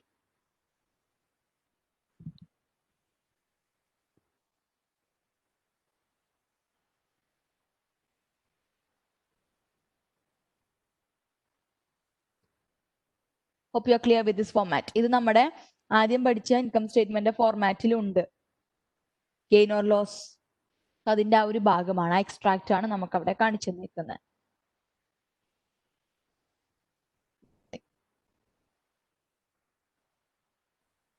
Then what does this component group of component disposal held for sale എന്താണ്, എന്തൊക്കെയായി, ഏത് component അല്ലെങ്കിൽ group of component ആണ് നമ്മൾ ഡിസ്കണ്ടിന്യൂഡ് ഓപ്പറേഷൻസിൽ പെടുത്തുക, അല്ലെങ്കിൽ അതിനെ ഡിസ്കണ്ടിന്യൂഡ് ഓപ്പറേഷൻ ഡിസ്കണ്ടിന്യൂഡ് എന്നാക്കണം എന്നുണ്ടെങ്കിൽ എന്തൊക്കെ കാര്യങ്ങൾ കണക്കിലെടുക്കണം. സോ അതൊക്കെയാണ് നമ്മൾ ഇനി പഠിക്കാൻ വേണ്ടി പോകുന്നത്. So a disposal of a component അല്ലെങ്കിൽ group of component it must be reported under the head discontinued operation when any of the three items occur. ഏതെങ്കിലും ഒരു കമ്പോണന്റിനെ അല്ലെങ്കിൽ ഗ്രൂപ്പ് ഓഫ് കമ്പോണന്റിനെ നമ്മൾ ഡിസ്പോസ് ചെയ്യുകയാണെന്നുണ്ടെങ്കിൽ അതിനെ നമ്മൾ ഡിസ്കണ്ടിന്യൂഡ് ഓപ്പറേഷൻസിന്റെ ഭാഗമായിട്ട് റിപ്പോർട്ട് ചെയ്യണമെന്നുണ്ടെങ്കിൽ we have to satisfy these three items. What are they? The first one, the component or group of components meets the criteria to be classified as held for sale. So, a mistake under, I hope you don't mind. The component or group of component meets the criteria to be classified as held for sale. So, accounting standards 205, 20, 205, 2045 1E ആ ഒരു standards പ്രകാരം there is an accounting standard. ആ ഒരു standards പ്രകാരം it must be classified as held for sale. held for sale ആയിട്ട് classify ചെയ്തിരിക്കുന്ന components ആയിരിക്കണം. So held for sale ആയിട്ട് നമ്മൾ ക്ലാസിഫൈ ചെയ്യണമെന്നുണ്ടെങ്കിൽ എന്തൊക്കെ കാര്യങ്ങൾ നടന്നിട്ടുണ്ടാകണം? First one, management commits to plan to sell the entity. ആ ഒരു എൻറ്റിറ്റിനെ അല്ലെങ്കിൽ ആ ഒരു ഓപ്പറേഷൻസിനെ വിൽക്കാനായിട്ട് മാനേജ്മെന്റ് പ്ലാൻ ചെയ്യുന്നുണ്ട് അല്ലെങ്കിൽ കമ്മിറ്റ് ചെയ്തിട്ടുണ്ട്. Next, the entity to be sold is available for immediate sale. വിൽക്കാൻ ഉദ്ദേശിക്കുന്ന entity must be available for immediate sale. ഇപ്പൊ വിൽക്കണോ, ഇപ്പൊ വിൽക്കാൻ അത് റെഡി ആയിരിക്കണം. Next, an active program to locate a buyer or buyers and other actions required to complete the plan to sell the entity have been initiated. ബയ്യറിനെ locate ചെയ്യാനോ അല്ലെങ്കിൽ ബയേഴ്സിനെ locate ചെയ്യാനോ അല്ലെങ്കിൽ ആ ഒരു എൻറ്റിറ്റിനെ വിൽക്കാൻ വേണ്ടിയിട്ടുള്ള മറ്റൊരു ആക്ഷൻസ് ഒക്കെ നമ്മൾ ഇനീഷ്യേറ്റ് ചെയ്തിട്ടുണ്ടായിരിക്കണം. വിച്ച് മീൻസ് ദാറ്റ് വിൽക്കാൻ ഉദ്ദേശിക്കുന്നുണ്ടെങ്കിൽ അതിനുള്ള മറ്റ് പ്രൊസീഡിങ്സ് ഒക്കെ നമ്മൾ ക്യാരി ഓൺ ചെയ്തിട്ടുണ്ടായിരിക്കണം. Next, the sale is probable within 1 year unless events beyond entity's control occur. ഒരു വർഷത്തിനുള്ളിൽ ആ സെയിൽ ഹാപ്പൻ ചെയ്യാൻ പ്രോബബിൾ ആയിരിക്കണം, നടത്താൻ ഉദ്ദേശിക്കുന്നുണ്ടാവണം. Unless events beyond the entity's control ഒക്കെ, ഇവിടെ എൻറ്റിറ്റിയുടെ നമ്മുടെ ഒരു ഓർഗനൈസേഷന്റെ കൺട്രോളിൽ അല്ലാത്ത മറ്റ് കാര്യങ്ങൾ ഇല്ലാത്തിടത്തോളം കാലം നമ്മൾക്ക് ആ സെയിൽ ഒരു വർഷത്തിനുള്ളിൽ നടത്താൻ ഉദ്ദേശിക്കുന്നതായിരിക്കണം. ഇനി എൻറ്റിറ്റിയുടെ കൺട്രോളിൽ നിന്ന് പുറത്തു പോവുകയാണെന്നുണ്ടെങ്കിൽ ചിലപ്പോൾ ഒരു വർഷത്തിൽ കൂടുതൽ എടുത്തെന്ന് വരാം. So, if it is within the entity, if the events are within the control of the entity, it must be effected. The sale must be effected within a year. Next, the entity is being actively marketed at a reasonable price in relation to its fair value. അതിന്റെ fair market വാല്യൂവിന് എടുത്തായിട്ട് നമ്മൾ അതിനെ market ചെയ്യണം. ചുമ്മാ കൊടുക്കല്ല, ഒരു fair market വാല്യൂവിലായിരിക്കണം നമ്മൾ ആ sale നടത്താൻ ഉദ്ദേശിക്കുന്നുണ്ടാവുക. റീസണബിൾ പ്രൈസ് ആയിരിക്കണം പ്രൊവൈഡ് ചെയ്യുന്നുണ്ടാവുക. Next, actions required to complete the plan to sell the entity make it unlikely that the plan will be withdrawn or significantly changed.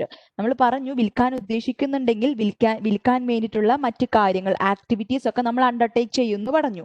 ഇനി നമ്മൾ അണ്ടർടേക്ക് ചെയ്യുന്ന ഈ ആക്ടിവിറ്റീസും കാര്യങ്ങളൊക്കെ പെട്ടെന്ന് ഒഴിവാക്കാനോ അല്ലെങ്കിൽ ചേഞ്ച് ചെയ്യാനോ പറ്റുന്നതായിരിക്കരുത്. അതായത് നമുക്കിപ്പോൾ വിൽക്കാൻ ഉദ്ദേശിക്കുന്നു, നമ്മൾ കുറെ കാര്യങ്ങൾ ചെയ്തു, നാളെ അത് വേണ്ടാന്ന് വെക്കാൻ പറ്റും എന്നുള്ള കാര്യങ്ങളാണെന്നുണ്ടെങ്കിൽ it does not meet the criteria for being it as held for sale. കാരണം നമ്മൾ ബയേഴ്സിനെ ലൊക്കേറ്റ് ചെയ്തു കാര്യങ്ങളൊക്കെ ചെയ്തു, വേണ്ടാന്ന് വെച്ചാൽ വേണ്ട എന്നുള്ള രൂപത്തിലാണെന്നുണ്ടെങ്കിൽ ദാറ്റ് ആക്ടിവിറ്റി, ആ ഒരു actions it must make the entity unlikely that the plan will be withdrawn. ആ പ്ലാൻ നമ്മൾ വിഡ്രോ ചെയ്യുന്നു അല്ലെങ്കിൽ സിഗ്നിഫിക്കൻ്റ്ലി ചേഞ്ച് ചെയ്യുക, കാര്യമായിട്ടുള്ള മാറ്റങ്ങൾ വരുത്തുക എന്നുള്ള രൂപത്തിലുള്ള പ്ലാൻസ് ആയിരിക്കരുത്. വിച്ച് മീൻസ് ദാറ്റ് നമ്മൾ ഉദ്ദേശിക്കുന്ന കാര്യങ്ങൾ ചെയ്യാൻ വേണ്ടിയിട്ടുള്ളതായിരിക്കണം. If it is meant for sale it must be sold. So it must be held for sale ആയിട്ട് നമ്മൾ അതിനെ ക്ലാസിഫൈ ചെയ്യുന്നതായിരിക്കണം. ആ ക്രൈറ്റീരിയ മീറ്റ് ചെയ്യണം. എന്തൊക്കെ ക്രൈറ്റീരിയ ആയിരിക്കണം? മാനേജ്മെന്റ് സെൽ ചെയ്യാൻ വേണ്ടി കമ്മിറ്റ് ചെയ്തിട്ടുണ്ടായിരിക്കണം, ഇമ്മീഡിയറ്റ് സെയിലിന് അവൈലബിൾ ആയിരിക്കണം, ബയേഴ്സിനെയോ അല്ലെങ്കിൽ ലൊക്കേറ്റ് ചെയ്യാനായിട്ടുള്ള ഇനീഷ്യേറ്റീവ്സ് എടുത്തിട്ടുണ്ടായിരിക്കണം, അല്ലെങ്കിൽ ആ സെയിൽ കംപ്ലീറ്റ് ചെയ്യാനായിട്ടുള്ള ഇനീഷ്യേറ്റീവ്സ് ഉണ്ടായിരിക്കണം.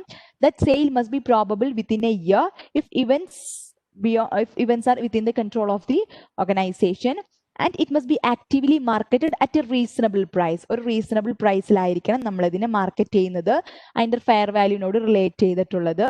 And what all action we take, it must be it should not be in a way that it could be withdrawn or significantly changed. നമ്മൾ എടുക്കുന്ന actions withdraw ചെയ്യാം അല്ലെങ്കിൽ വളരെ കാര്യമായിട്ട് മാറ്റങ്ങൾ വരുത്താം എന്നുള്ള രൂപത്തിലും ആയിരിക്കരുത്. If all these criteria is met, it could be classified as what? Held for sale. So one item. So one among the 3 items. It must be classified as held for sale. Clear or no?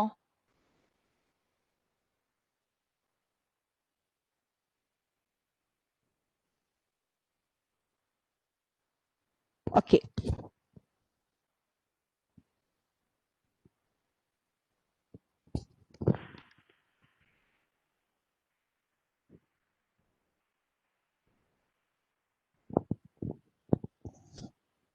Okay. ഇനി പറഞ്ഞു. So I hope you are writing the നിങ്ങൾ like എന്തെങ്കിലും എഴുതിയെടുക്കുന്നുണ്ടോ? Do you want time to note that points?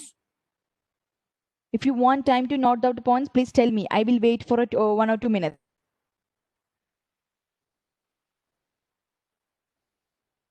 Okay, so just note down the points. 1 minute. Okay. I know that in your claസ്സിലായാലും notes ഒക്കെ എഴുതിയെടുക്കാറുണ്ടല്ലോ. So yeah, just note down the points. എല്ലാം അങ്ങനെ full ആയിട്ട് എഴുതണമെന്നില്ല. In your words what you understood അത് മാത്രം എഴുതിയെടുക്കാം കേട്ടോ.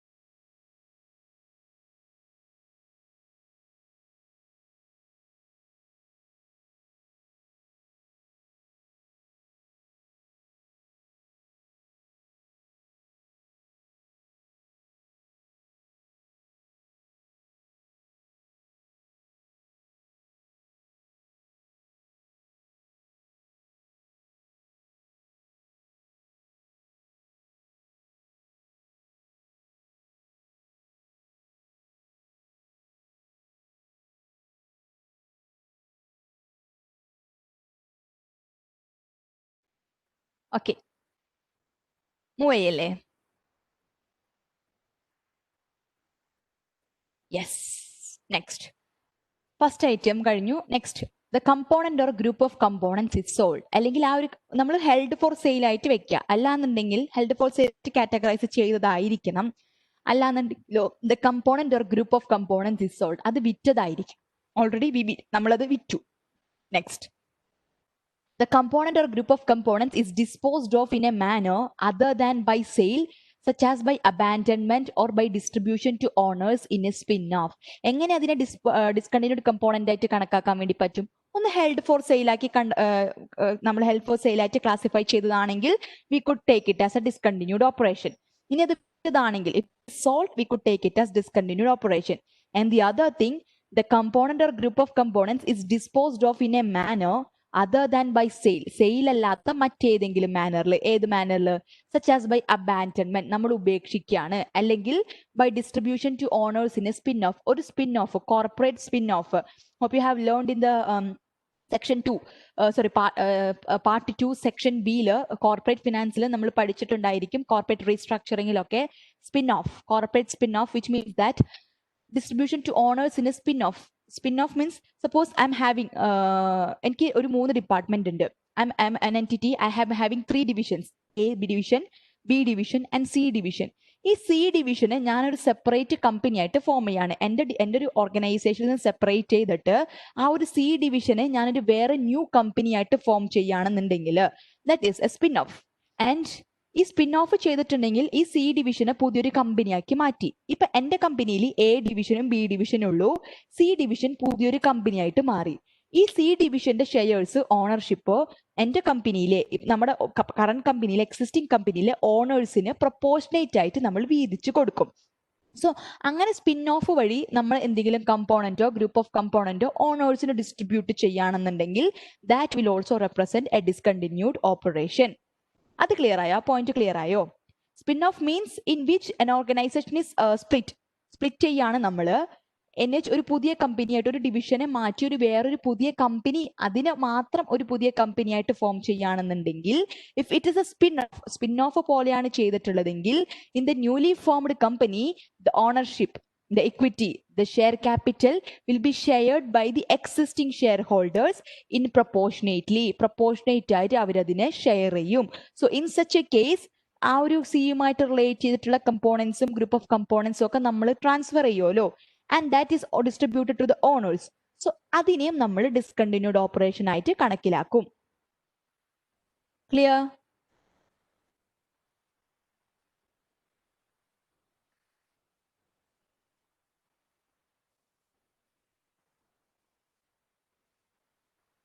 Okay. So 3 conditions, what are they? Must be held for sale.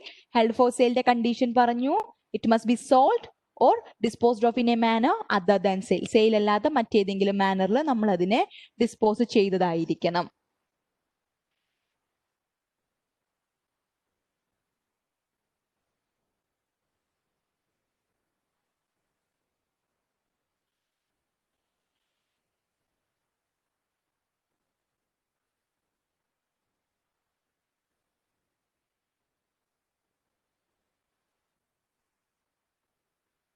Clear?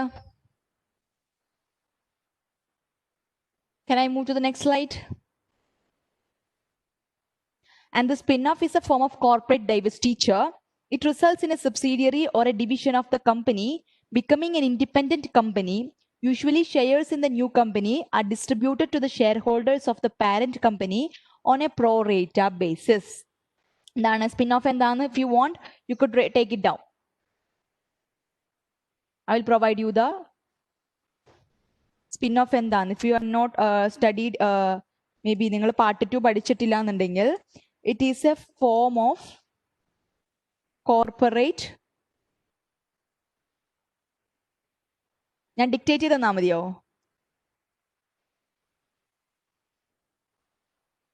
Yeah, corporate divestiture. And what is it? Results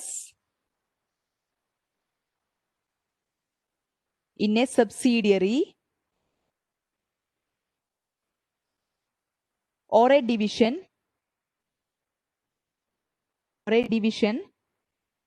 of the company becoming an independent company. An independent company.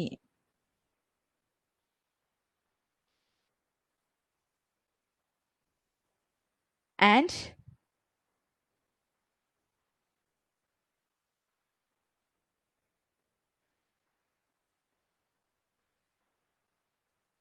okay, the shares in the new company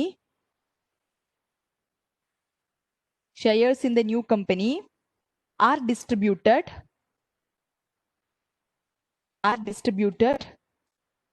to the shareholders of the parent company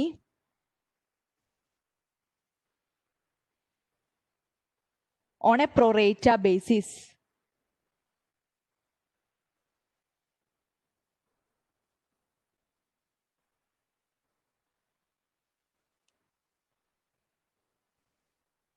That is a spin-off.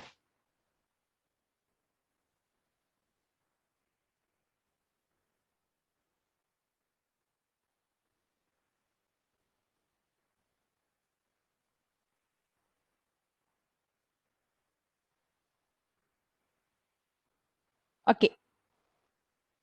Can I move forward with the next slide? എഴുതിയെടുത്തത്?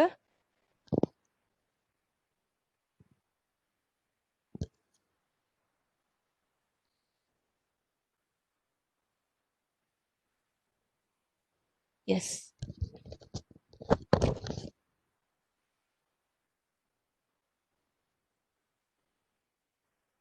Yes. Next. Benefits of income statement and limitations of the income statement. So what are the benefits of the income statement? So നമ്മൾ പഠിച്ചു, the income statement is used provide information to the users regarding the amount, timing and uncertainty or prospects of future cash flows അല്ലേ? So the income statement helps to predict future cash flows. Future cash flows predict ചെയ്യാൻ വേണ്ടിയിട്ട് help ചെയ്യും. It helps users to evaluate the company's past performance and compare it to the performance of its competitors. ഒരു കമ്പനിയുടെ past പെർഫോമൻസും അതിന്റെ കോമ്പറ്റീറ്റേഴ്സിന്റെ performance വെച്ച് നമുക്ക് compare ചെയ്യാൻ പറ്റും. Thereby we could evaluate our performance. നമ്മുടെ പെർഫോമൻസിനെ അല്ലെങ്കിൽ ഒരു പർട്ടിക്കുലർ കമ്പനിയുടെ പെർഫോമൻസിനെ നമ്മൾക്ക് ഇവാലുവേറ്റ് ചെയ്യാൻ വേണ്ടി പറ്റും. Because the income statement provides the financial results of a business from its operations for a period of time. ഒരു പർട്ടിക്കുലർ പീരീഡിലോട്ടുള്ള ഫിനാൻഷ്യൽ റിസൾട്ട്സിനെ എല്ലാം സമ്മറിയാണ് അത് തരുന്നത്. സോ അത് യൂസ് ചെയ്തിട്ട് ആ ഒരു കമ്പനിയുടെ പെർഫോമൻസും അതിന്റെ കോമ്പറ്റീറ്ററുടെ പെർഫോമൻസും നമുക്ക് ഇവാലുവേറ്റ് ചെയ്യാൻ വേണ്ടിയിട്ട് പറ്റും. Next, it provides a basis for predicting future performance. Future performance ne predict cheyanalla oru basis aayittu namakku adine use cheyan vendi pattum. Based on this income statement, we could predict our future performance. Future performance ne predict cheyan vendi pattum. Past il nammade performance ne ella eduthittu oru trend kandupidikka allengil oru progression kandupidikka ennundengil adu vadi nammalku future ilulla expense, future ilulla performance ne predict cheyan vendittu pattum. Next, it helps users assess the risk or uncertainty of achieving future cash flows.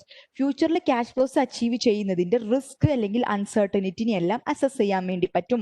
Risk അസസ്മെന്റിന് പറ്റും. കാരണം നമ്മൾ usually ഒരു പാസ്റ്റിലുള്ള കുറെ ഇൻഫോർമേഷൻസിനെല്ലാം എടുത്തിട്ട് ഫ്യൂച്ചറിനെ evaluate ചെയ്യുമ്പോൾ ഒരു trend അല്ലെങ്കിൽ ഒരു പാറ്റേൺ നമ്മൾക്ക് മനസ്സിലാക്കാൻ വേണ്ടി പറ്റും. ഒരു പാറ്റേൺ കിട്ടിയാൽ ഫ്യൂച്ചറിൽ കൂടുവോ കുറയോ അല്ലെങ്കിൽ എന്താണ് അതുമായിട്ട് റിലേറ്റ് ചെയ്തിട്ടുള്ള ഒരു movement of the financial results എന്താണ് മനസ്സിലാക്കാൻ വേണ്ടി പറ്റും. Thereby we could assess the risk or uncertainty of achieving future cash flows.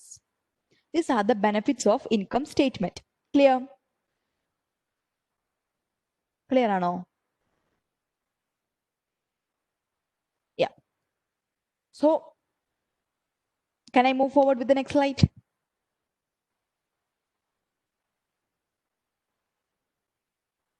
Yes. Limitations of the income statement. Income statement limitations എന്താണ്? And balance sheet നമ്മൾ limitation പറഞ്ഞപ്പോൾ ഒരു കാര്യം പറഞ്ഞത് balance sheet shows the financial position as on A date. ഒരു particular date അല്ലെങ്കിൽ ഒരു particular point in ടൈമിലത്തെ നമ്മുടെ ഫിനാൻഷ്യൽ പൊസിഷൻ ആണ് കാണിക്കുന്നത്. Same like that we could also provide the limitation to income statement. So one of the periodic nature of the income statement. കാരണം ഒരു പീരീഡിലോട്ടുള്ള financial results ആണ് അതിൽ പ്രൊവൈഡ് ചെയ്യുന്നുണ്ടായിരിക്കാം. സോ ഒരു പർട്ടിക്കുലർ ഫിനാൻഷ്യൽ സ്റ്റേറ്റ്മെന്റ് ഡേറ്റിൽ അല്ലെങ്കിൽ ഒരു ഫിനാൻഷ്യൽ സ്റ്റേറ്റ്മെന്റ് ക്ലോസ് ചെയ്യുന്ന ഡേറ്റ് ഉണ്ടാവുമല്ലോ, അന്നിൽ ചിലപ്പോൾ എന്തെങ്കിലും ട്രാൻസാക്ഷൻ ഇൻ പ്രോസസ് ആയിരിക്കാം, അല്ലെങ്കിൽ ചില ട്രാൻസാക്ഷൻസ് ഇൻകംപ്ലീറ്റ് ആയിരിക്കാം. അത് ആ ഒരു പീരീഡിൽ സ്റ്റാർട്ട് ചെയ്തതായിരിക്കാം പക്ഷെ കംപ്ലീറ്റ് ചെയ്തിട്ടുണ്ടാവില്ല, ഇൻകംപ്ലീറ്റ് ആയിരിക്കാം അല്ലെങ്കിൽ ഓൺ പ്രോസസ് ആയിരിക്കാം.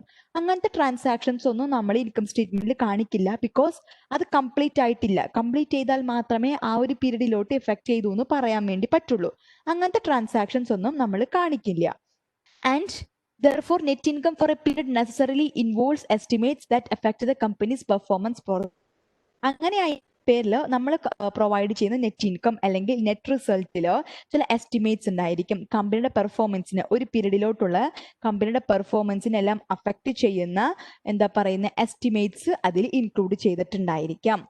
And limitation that reduce the usefulness of the income statement for predicting amounts, timing and uncertainty of cash flows. ഈ നമ്മൾ പറഞ്ഞു മെയിൻ ആയിട്ടുള്ള പർപ്പസ് എന്താണ്? amount, timing and uncertainty of future cash flows നെ predict ചെയ്യുക, യൂസേഴ്സിന് അതിനെ പറ്റിയിട്ടുള്ള ഇൻഫോർമേഷൻസ് പ്രൊവൈഡ് ചെയ്യുക. സോ അതിന്റെ ഒരു യൂസ്ഫുൾനെസ്സിനെ എഫക്ട് ചെയ്യുന്ന ലിമിറ്റ് ചെയ്യുന്ന കാര്യങ്ങൾ എന്തൊക്കെയാണ്? First one, net income is an estimate that reflects A number of assumptions. Income statement prepare ചെയ്യുമ്പോൾ അസംഷൻ നമ്മൾ എടുക്കുന്നുണ്ടായിരിക്കും.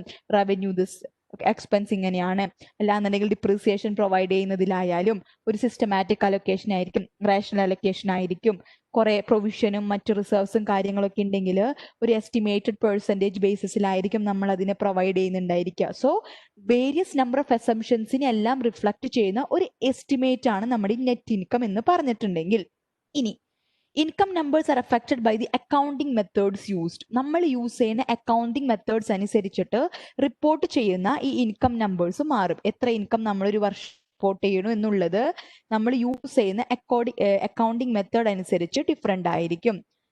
ബേസ് എക്സാമ്പിൾ നമുക്ക് പറയാന്നുണ്ടെങ്കിൽ we could take the example of depreciation അല്ലേ. ഇപ്പൊ ഡിപ്രിസിയേഷൻ പല മെത്തേഡ്സിലും നമുക്ക് ഡിപ്രിസിയേഷൻ കണ്ടുപിടിക്കാം. Straight line method is the, diminishing balance method is the, percentage of units of reduction method, sum of the years digit method, double declining balance method. So there are numerous methods for which we could use in computing depreciation അല്ലേ. അപ്പൊ ഓരോ depreciation method use ചെയ്യുന്നതിനനുസരിച്ചിട്ട് നമ്മുടെ റിസൾട്ടിന്റെ outcome different ആയിരിക്കും. അപ്പോൾ നമ്മുടെ income numbers, income vary ചെയ്തുകൊണ്ടിരിക്കും. Different methods used, different will be the expense figures. So thereby our net income numbers will also vary. Income measurement requires judgement. There is judgement required. Judgement ആവശ്യമാണ്. കാരണം judgement estimate വേണമെന്ന് പറഞ്ഞു, estimate judgement. So even computing depreciation, നമ്മൾ എങ്ങനെയാണ് depreciation compute ചെയ്യുക? On the basis of the useful life of the asset. അസെറ്റിന്റെ useful ലൈഫിൽ ആ ഒരു പീരീഡിലോട്ടാണ് നമ്മൾ ആ ഡിപ്രീസിയേഷനെ സ്പ്രെഡ് ചെയ്യുന്നുണ്ടാവുക. The useful life of the asset is N estimate. നമ്മൾ എടുക്കുന്ന ഒരു എക്സ്പെക്ടേഷൻ, ഒരു ജഡ്ജ്മെന്റ്, ഒരു എസ്റ്റിമേറ്റ് ആണ് ഒരു അസെറ്റിന് ഇത്ര യൂസ്ഫുൾ ലൈഫ് ഉണ്ടാകുമെന്നുള്ളത്. ആക്ച്വലി ചിലപ്പോൾ അത് തന്നെയാകാം, അല്ലെങ്കിൽ ആ യൂസ്ഫുൾ ലൈഫിനെക്കാട്ടും എക്സീഡ് ചെയ്യാം, അല്ലെങ്കിൽ ആ യൂസ്ഫുൾ ലൈഫിനെക്കാട്ടും കുറവായിരിക്കാം ആ സെറ്റിന്റെ ആക്ച്വൽ ലൈഫ് വരുന്നുണ്ടാവുക. Whatever it may be, the useful life that which is based on which we compute the depreciation expense is an estimate, is a judgment made by the organization, അല്ലെങ്കിൽ ആ engineers എടുക്കുന്ന ഒരു estimate ആയിരിക്കും.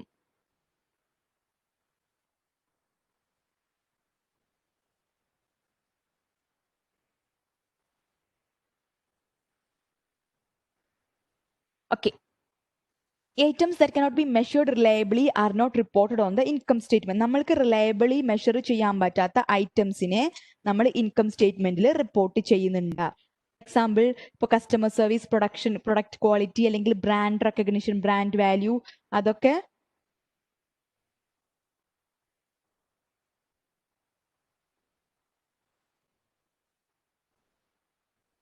Brand recognition, അതിലൊക്കെ value increase ഉണ്ടായി, customer സർവീസിന്റെ ഒരു quality കൂടി, product quality ഒക്കെ കൂടി എന്നുണ്ടെങ്കിൽ അതൊക്കെ നമ്മൾക്ക് വാല്യൂ പ്രൊവൈഡ് ചെയ്യുന്നതാണ്. മോർ ഓഫ് ഒരു ഗെയിൻ ഒക്കെ ഉണ്ടാകുന്ന പോലെയാണ് അല്ലെ, നമുക്ക് ബെനിഫിറ്റ് ഉണ്ടാകുന്നു. നെറ്റ് ഇൻകത്തിൽ റിഫ്ലക്ട് ചെയ്യാൻ വേണ്ടിയിട്ട് പറ്റില്ല.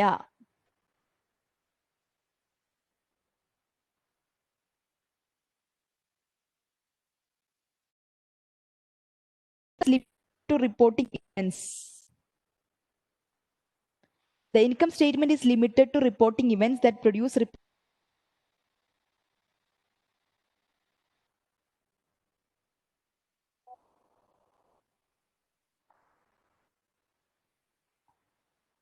The income statement is limited to reporting events that produce reportable revenues and expenses.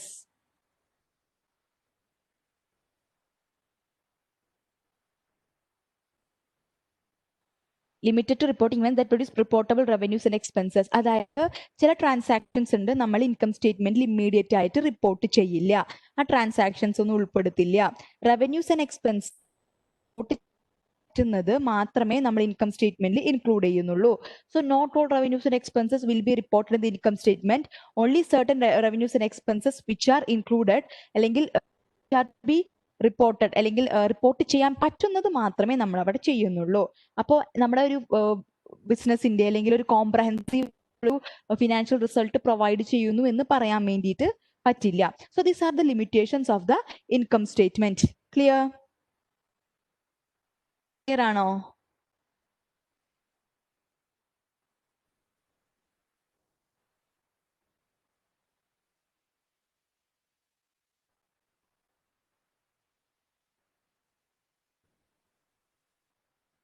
So നമ്മൾ ഇൻകം എന്തൊക്കെയാ പഠിച്ചെന്ന് till now. What is income statement? The basic structure of an income statement. ഒരു elements എന്താന്ന് പഠിച്ചു. Other income statement ഐറ്റത്തിൽ അൺയൂഷ്വലും discontinued ആയിട്ടുള്ള ഓപ്പറേഷൻസും പഠിച്ചു. Important ആ ഒരു രണ്ട് കാര്യം ഉണ്ടല്ലോ, ആ സ്ട്രാറ്റജിക് ഷിഫ്റ്റും എന്തൊരു ഐറ്റത്തിന് നമ്മൾ ഡിസ്കണ്ടിന്യൂഡ് ആയിട്ട് ക്ലാസിഫൈ ചെയ്യുന്നു ഇസ് റിയലി ഇമ്പോർട്ടന്റ്. ഒരു ക്വസ്റ്റ്യൻ പോയിന്റ് ഓഫ് വ്യൂലും എക്സാം പോയിന്റ് ഓഫ് വ്യൂലും ഇമ്പോർട്ടന്റ് ആയിട്ടുള്ള ഒരു പോർഷൻ ആണ്. കണ്ടീഷൻസ് എല്ലാം പഠിക്കണമെന്ന്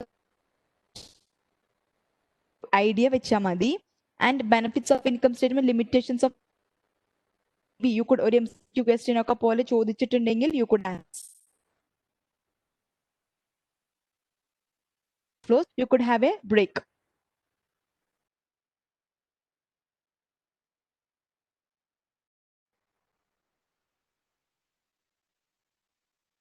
And join me at 4 p.m. Okay. So in between, if you have any doubts, അതൊക്കെ നിങ്ങൾക്ക് നോട്ട് ചെയ്യാനായിട്ട് ടൈം ഉണ്ട്. If you want to drink water, whatever it may be, just take, just have a stroll and come back. Then let's start afresh. Okay.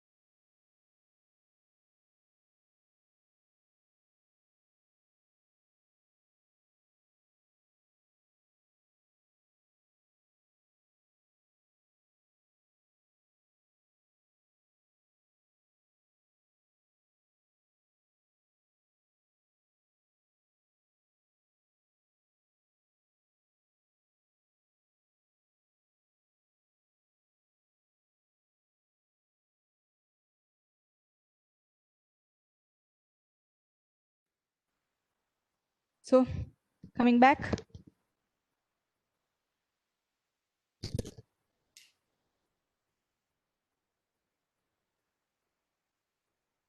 yeah, start ചെയ്യല്ലേ? So balance sheet is over, income statement is over. The next financial statement that we are going to discuss is statement of cash flows. Okay. Statement of cash flows. ആ പേരിൽ തന്നെയുണ്ട്. It shows the cash flows. Cash flows. എന്തൊക്കെ cash flows ഉണ്ടായിരിക്കാം? There can be cash inflow and cash outflow.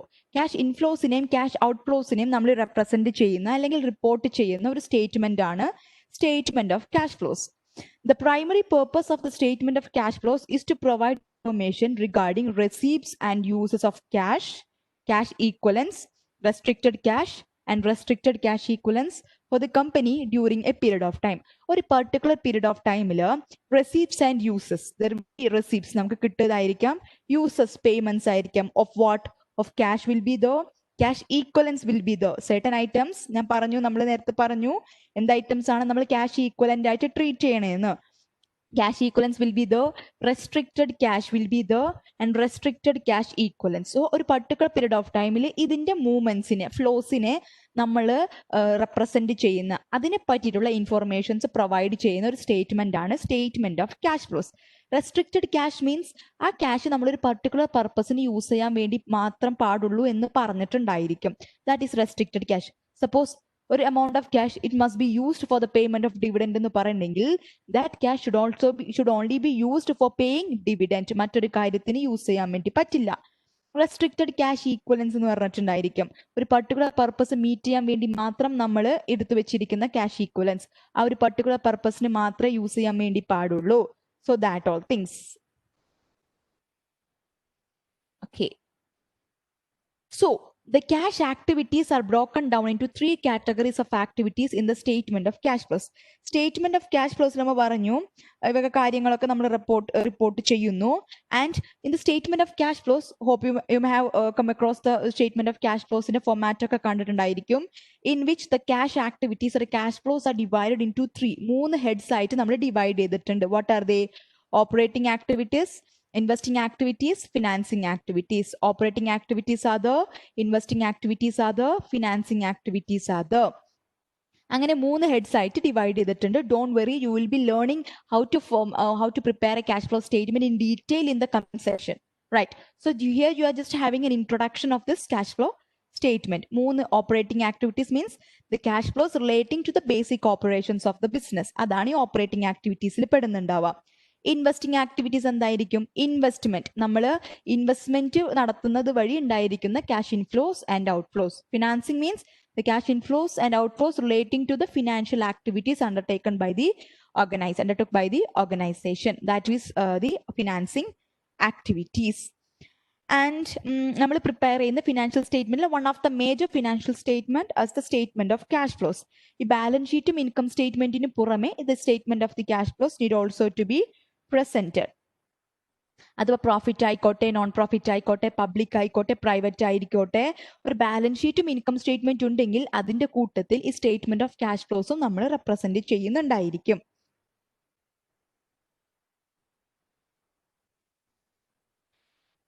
So by using this statement of cash flows, it will be very useful for the organization. എന്തൊക്കെ കാര്യങ്ങളിൽ അത് useful ആയിരിക്കും? So financial statement, users of the financial statement, you know that the statement of the cash flows will also be used by the various users for different purposes. എന്തൊക്കെ കാര്യത്തിന് അത് അവർ use ചെയ്യാം? They may be using this statement of cash flows in order to assess certain things. What are they? The ability of the company to generate positive future cash flows to meet its obligation as they come due and to pay dividend. ഒരു ഓർഗനൈസേഷന്റെ ability, what ability? To generate positive cash flows. Positive cash flows means cash inflows കൂടുമ്പോഴാണല്ലോ positive cash flows എന്ന് പറയേണ്ടാവുക. So positive cash flows generate ചെയ്യുക. For what purpose? In order to meet its obligation. As and when an obligation arises, as and when a liability arises, the company should be able to meet those liability or obligation and to pay dividends pay ചെയ്യാൻ വേണ്ടിയിട്ട്. Next, the reasons for differences between net income and net in cash inflows and outflows. നമ്മുടെ net income ഉണ്ട്, പക്ഷെ cash balance നോക്കുമ്പോൾ different ആണ്. So we have to provide a reconcile. We want to reconcile. നമ്മുടെ net ഇൻകവും നമ്മുടെ ക്യാഷിന്റെ ഇൻഫ്ലോസിനും ഔട്ട്ഫ്ലോസിനും തമ്മിൽ reconciliation നടത്തണം. So അത് പർപ്പസിന് വേണ്ടിയിട്ടും നമ്മൾ നെറ്റ് ഇൻകം യൂസ് ചെയ്യും. Statement of cash flows use ചെയ്യും. The effect of investing and financing transactions on the company's financial position. ഒരു കമ്പനിയുടെ ഫിനാൻഷ്യൽ പൊസിഷനിൽ ഈ ഫിനാൻസിങ് ട്രാൻസാക്ഷൻസിനും ഇൻവെസ്റ്റിംഗ് ട്രാൻസാക്ഷൻസിനുമുള്ള ഇഫക്റ്റ് എന്താണെന്ന് അസസ് ചെയ്യാനും statement of cash flows use ചെയ്യും.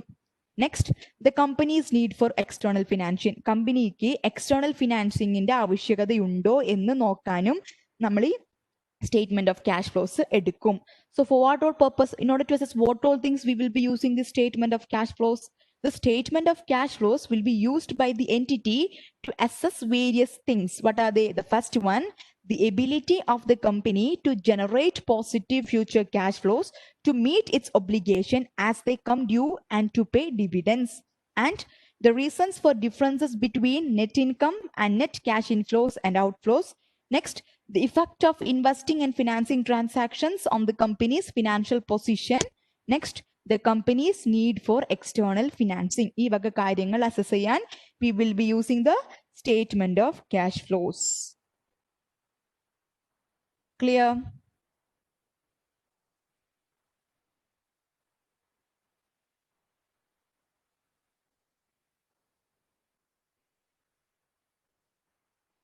Yes. Can I move forward? Note down ചെയ്തല്ലോ. എന്തെങ്കിലും repeat ചെയ്യേണ്ടതായിട്ടുണ്ടോ?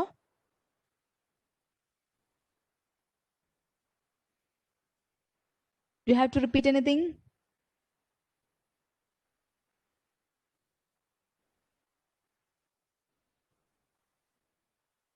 Okay.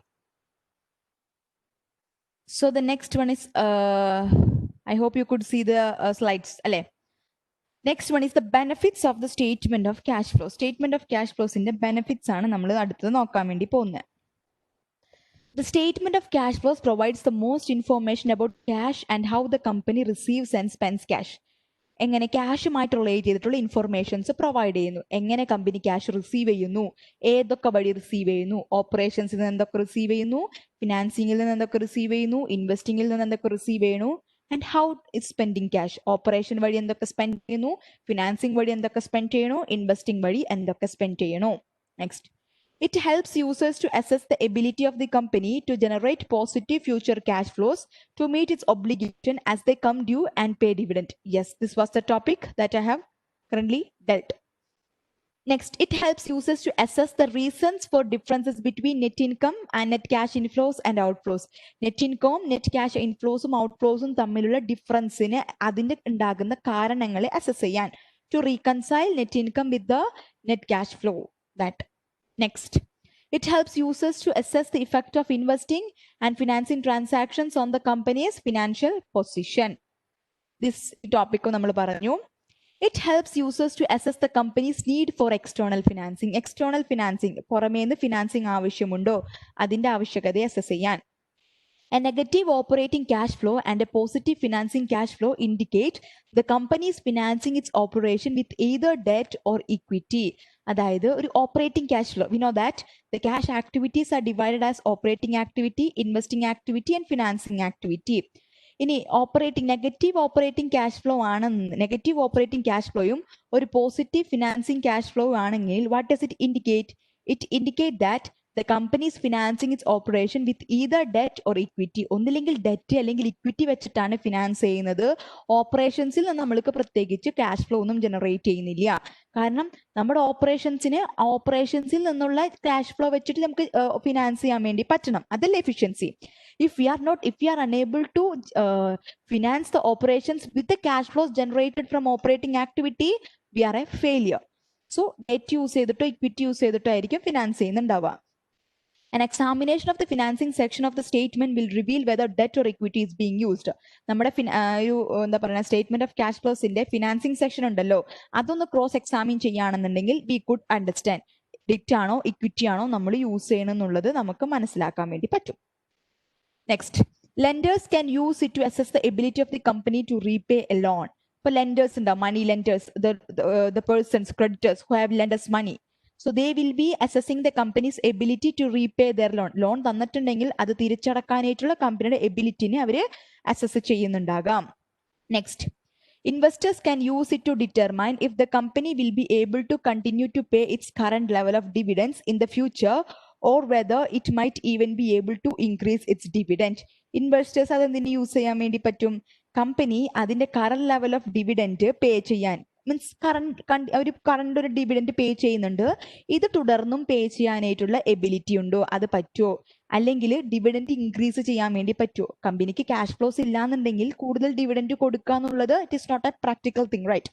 So the investors has to make sure whether the company will be able to continue paying the current level of dividend. ഇപ്പൊ എത്ര കിട്ടുന്നോ അത് continue ചെയ്യാനായിട്ടുള്ള ability ഉണ്ടോ, അല്ലെങ്കിൽ increased dividend തരാനായിട്ടുള്ള ability ഉണ്ടോ എന്നൊക്കെ അസസ് ചെയ്യാൻ വേണ്ടിയിട്ട് they will be using the statement of cash flows. Clear? Clear ആണോ?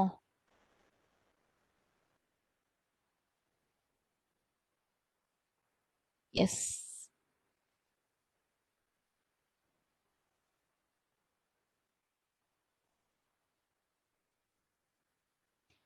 Next, the limitations of the statement of cash flows. Statement of cash flows in the limitations.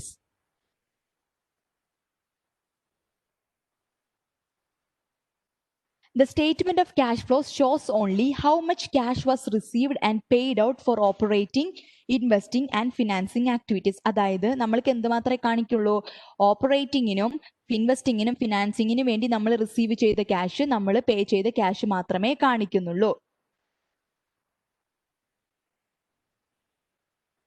So നമ്മൾ എന്താ കാണിക്കുന്നത്? ഓപ്പറേറ്റിംഗിൽ positive cash flow ഉണ്ടെങ്കിൽ okay, it is beneficial, അത് മാത്രം നോക്കുന്നത്. So ചില കണ്ടെക്സ്റ്റിൽ ചില ഇൻഫോർമേഷൻസ് കൂടെ യൂസ് ചെയ്തിട്ടായിരിക്കണം നമ്മൾ ഈ സ്റ്റേറ്റ്മെന്റ് ഓഫ് ക്യാഷ് ഫ്ലോസിനെ ഇന്റർപ്രറ്റ് ചെയ്യേണ്ടത്. കാരണം ചിലപ്പോൾ നമ്മൾക്ക് ഓപ്പറേറ്റിംഗ് ക്യാഷ് ഫ്ലോസ് പോസിറ്റീവ് ആയിരിക്കാം, പക്ഷെ പോസിറ്റീവ് ക്യാഷ് ഫ്ലോസ് എങ്ങനെയായിരിക്കും ഉണ്ടായിരിക്കുന്നുണ്ടാവുക? ചിലപ്പോൾ നമ്മൾ എന്തെങ്കിലും പേ ചെയ്യണം, എന്തെങ്കിലും പേയബിൾസ് ഡ്യൂ ആയിട്ടുണ്ടായിരിക്കാം, അല്ലെങ്കിൽ അക്കൗണ്ട്സ് പേയബിൾ പേ നടത്തുന്നുണ്ടായിരിക്കണം, ക്രെഡിറ്റേഴ്സിന് പേ ചെയ്യേണ്ടതായിട്ടുണ്ടായിരിക്കണം. അതൊന്നും പേ ചെയ്തിട്ടില്ലെങ്കിൽ നമ്മുടെ പേയ്മെന്റ്സ് കുറവായിരിക്കും, ക്യാഷ് ഫ്ലോസ് പോസിറ്റീവ് ആയിരിക്കും. അങ്ങനെയും നമ്മുടെ ഓപ്പറേറ്റിംഗ് ക്യാഷ് ഫ്ലോസ് പോസിറ്റീവ് ആയിട്ട് വരാം. So not just having positive cash flow is important. അത് മാത്രമല്ല ഇമ്പോർട്ടൻറ്റ്, നമ്മൾ അസസ് ചെയ്യണം എന്തൊക്കെ കാരണങ്ങൾ കൊണ്ടാണ് ഈ പോസിറ്റീവ് ഓപ്പറേറ്റിംഗ് ക്യാഷ് ഫ്ലോ ഉണ്ടായത്. നമ്മൾ പേയ്മെന്റ് നടത്തേണ്ട എക്സ്പെൻസ് അല്ലെങ്കിൽ മീറ്റ് ചെയ്യേണ്ട പേയ്മെന്റ്സ് മീറ്റ് ചെയ്യാതെയാണോ, അല്ലെങ്കിൽ നമ്മൾക്ക് ഓൾറെഡി ഒരുപാടായിട്ട് നമ്മുടെ കയ്യിൽ കിട്ടിയിട്ടാണോ, അല്ലെങ്കിൽ അടുത്ത വർഷത്തെ കൂടിയുള്ളത് നമ്മൾക്ക് ഈ വർഷം തന്നെ റിസീവ് ചെയ്തിട്ടാണോ എന്നൊക്കെ നമ്മൾ നോക്കണം. ഈ വക ഇൻഫോർമേഷൻസ് ഒക്കെ ബേസ് ചെയ്തതിന് ശേഷമേ നമ്മൾക്ക് ഒരു ഡിസിഷൻ എടുക്കാൻ വേണ്ടി പറ്റുള്ളൂ. Just operating cash flow positive ആണ്, ഓക്കെ കമ്പനീസിന്റെ ബെറ്റർ പൊസിഷൻ എന്ന് പറയാൻ വേണ്ടിയിട്ട് പറ്റില്ല. We have to base our decision in the context of various other information. മറ്റ് ഇൻഫോർമേഷൻസ് കൂടെ കൺസിഡർ ചെയ്തിട്ടായിരിക്കണം ഡിസിഷൻ എടുക്കേണ്ടത്. Next, the indirect method of preparing the operating cash flow section of the statement of cash flows does not show the sources and uses of operating cash individually, but shows only adjustments to accrual basis, net income, a limitation that can cause a user to have difficulty in using the information presented. So what does it say is that നമ്മൾ statement of cash ഫ്ലോസിന്റെ preparation ഇതിൽ പോകുന്നില്ല, അത് next coming സെക്ഷൻസിൽ പഠിക്കും. So ഈ ഒരു statement of cash ഫ്ലോസിൽ നമ്മൾ രണ്ട് മെത്തേഡ് യൂസ് ചെയ്തിട്ടായിരിക്കും പ്രിപ്പയർ ചെയ്യുന്നുണ്ടാവാം. Indirect method will be there, direct method will be there. If you are using the direct method, നമ്മൾ സോഴ്സസ് ഓഫ് ക്യാഷും യൂസസ് ഓഫ് ക്യാഷും സെപ്പറേറ്റ് ആയിട്ട് കാണിച്ചിട്ടുണ്ടായിരിക്കും. പക്ഷെ ഇൻഡിറക്റ്റ് മെത്തേഡ് ആണ് കാണിക്കുന്നെങ്കിൽ നമ്മുടെ നെറ്റ് ഇൻകം ഫിഗർ ഉണ്ടല്ലോ, അതിൽ നോൺ ക്യാഷ് ആയിട്ടുള്ള എക്സ്പെൻസസിനെയും ഇൻകത്തിനെയും നമ്മൾ അഡ്ജസ്റ്റ് ചെയ്യും. വർക്കിംഗ് ക്യാപിറ്റൽ അഡ്ജസ്റ്റ്മെന്റ്സും വരുത്തിയതിനു ശേഷം ഓപ്പറേറ്റിംഗ് ഇൻകം കിട്ടും, അങ്ങനെയും കിട്ടാം. So using this indirect method ആണ് യൂസ് ചെയ്യുന്നതെങ്കിൽ ഏതൊക്കെ വഴി ക്യാഷ് വന്നു, ഏതൊക്കെ വഴി ക്യാഷ് എക്സ്പെൻസ് ആയി എന്നുള്ളത് നമ്മൾക്ക് ഇൻഡിവിജ്വലി കാണിക്കുന്നില്ല. ജസ്റ്റ് നമ്മൾ അക്രൂവൽ ബേസിസിൽ ഉണ്ടാക്കിയ നമ്മുടെ ഇൻകം സ്റ്റേറ്റ്മെന്റിന് കുറച്ച് അഡ്ജസ്റ്റ്മെന്റ്സുകൾ വരുത്തിയിട്ട് ക്യാഷ് ഫ്ലോ കണ്ടെത്തുന്നു മാത്രം. സോ ഒരു മെയിൻ ആയിട്ടുള്ള ലിമിറ്റേഷൻ എന്താണെന്ന് വെച്ചിട്ടുണ്ടെങ്കിൽ ഒരു യൂസർക്ക് പെട്ടെന്ന് കണ്ടാൽ മനസ്സിലാവില്ല എവിടെ നിന്നാണ് ക്യാഷ് വന്നത്, എവിടെയാണ് ക്യാഷ് പോയതെന്നുള്ളത്. ഇൻഡയറക്റ്റ് മെത്തേഡിൽ ഉണ്ടാക്കിയ ഒരു സ്റ്റേറ്റ്മെന്റ് ഓഫ് ക്യാഷ് ഫ്ലോ ആണെങ്കിൽ അത് വെച്ചിട്ട് മനസ്സിലാക്കാൻ കുറച്ച് പ്രയാസമായിരിക്കും. So these are the major two limitation of the statement of cash flows. എന്തൊക്കെയാണ്?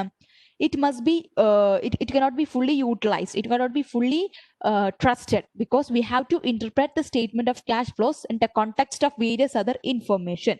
And this indirect method of preparing statement of cash flows will be causing certain confusions on the part of the user in assessing what are the sources and what are the uses of the cash.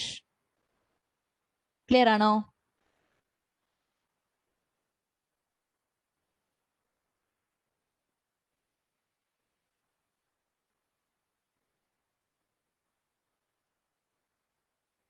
Clear? Okay.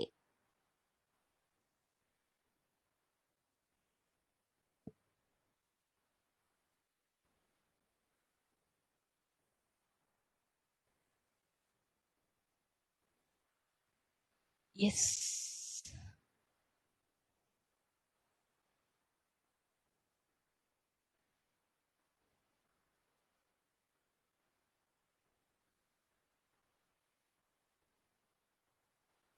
Just a moment.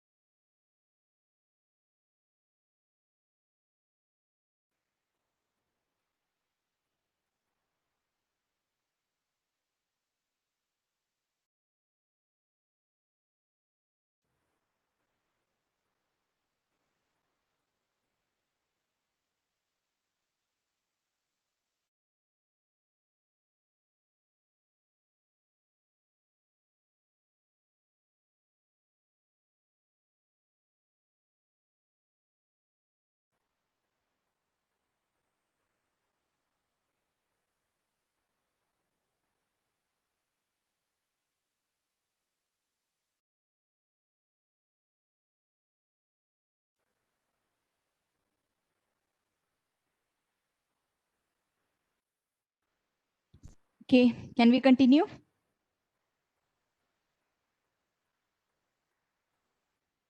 Can you hear? Okay, okay, right.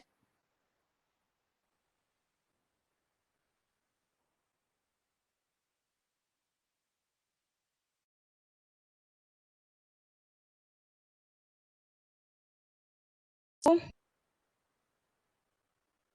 that the after in statement and statement of cash flows, our next statement is statement of comprehensive income. What does this comprehensive income refer? Comprehensive income includes all except for transaction made with the owners of the company.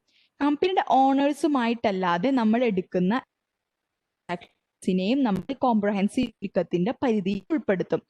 All transaction of the company engage ചെയ്യുന്ന transaction except what except transaction made with the owners of the company. ഓണേഴ്സുമായിട്ട് നടക്കുന്ന transaction എങ്ങനെയാ dividend distribute ചെയ്യുന്നതിലായാലോ capital contribute നടത്തുന്നതിലായാലോ shares വിൽക്കുന്നതിലായാലോ അല്ലെങ്കിൽ shares ായാലോ ഈ വക കാര്യങ്ങളല്ലാത്ത മറ്റെല്ലാ ട്രാൻസാക്ഷൻസിനെയും ഇൻക്ലൂഡ് ചെയ്യുന്നതാണ് എന്ത് കോംപ്രഹെൻസീവ് ഇൻകം എന്ന് പറഞ്ഞിട്ടുണ്ടെങ്കിൽ. And the comprehensive income is the change in equity of an entity from non-owner sources that arise during the period from transactions and എന്താണ് it is the change in equity. ഇക്വിറ്റിയിൽ ഉണ്ടാകുന്ന change അല്ലെ. എന്തെങ്കിലും നമ്മുടെ transaction income വരികയാണെങ്കിൽ അതിന്റെ അതെവിടേക്ക് that will flow to the retained earnings. Retained earnings is form part of equity, right? So it is the change in equity of an entity from non owner source. Non owner അല്ലാത്ത മറ്റേതെങ്കിലും സോഴ്സസിൽ നിന്ന് that arise during period from transaction and events. ഒരു പീരീഡിൽ ഉണ്ടാകുന്ന transactions and events അത് non owner sources ആയിട്ടുള്ള transaction അല്ലെങ്കിൽ ഇവന്റ്സ് ആയിരിക്കണം. അതുവഴി നമ്മുടെ equity it includes all changes in it except resulting from investment in order to owners distributions അല്ലെങ്കിൽ ഓണേഴ്സ് അതുള്ള ട്രാൻസാക്ഷൻ എല്ലാം പറയുന്നത് സെയിം ആണ്. എല്ലാ ട്രാൻസാക്ഷൻസും ഓണേഴ്സുമായിട്ട് ഒഴികെയുള്ള മറ്റെല്ലാ ബിസിനസ് ട്രാൻസാക്ഷൻസും കോംപ്രഹെൻസീവ് ഇൻകത്തിന്റെ പരിധിയിൽ പെടുന്നതാണ്.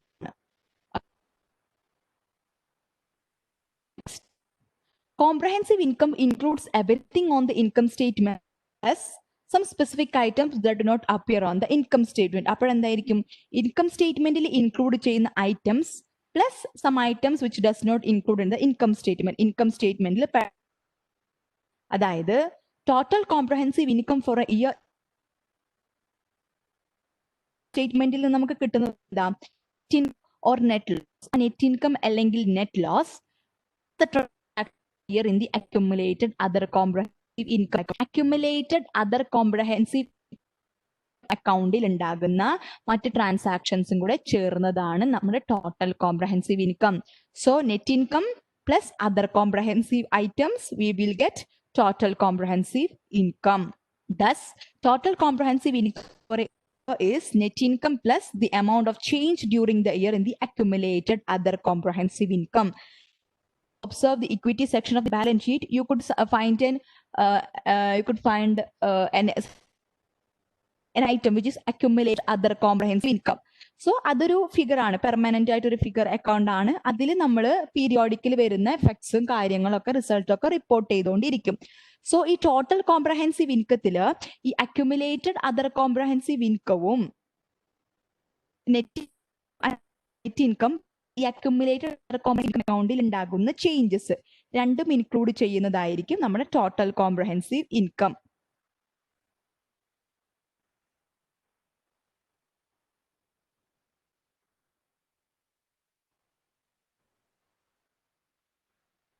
Okay,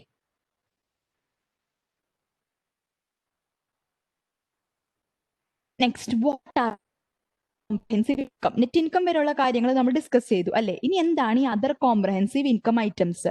foreign currency translation adjustments. Foreign currency translation adjustment. Translation means നമ്മുടെ കറൻസി നമ്മൾ ഇപ്പോൾ ഒരു പാരന്റ് കമ്പനിയുടെ റിപ്പോർട്ടിംഗ് കറൻസിയിലോട്ട് നമ്മൾ കൺവേർട്ട് ചെയ്യുന്ന ആ ഒരു പ്രൊസീജിയറിനെയാണ് ട്രാൻസ്ലേഷൻ എന്ന് പറയേണ്ട. കൺസോളിഡേറ്റ് ചെയ്യുമ്പോൾ ഇപ്പോൾ ഒരു ഫോറിൻ ഒരു വലിയൊരു കമ്പനി ഉണ്ട്, ആ കമ്പനി ഉണ്ട്. സോ അവിടെ ഫിനാൻഷ്യൽ സ്റ്റേറ്റ്മെന്റ് റിപ്പോർട്ട് ചെയ്യുന്നുണ്ടാവുക ഡിഫറെന്റ് കറൻസിയിലായിരിക്കും അല്ലേ? ഒന്നും കൂടെ കാണിക്കാനോ? ഓക്കെ,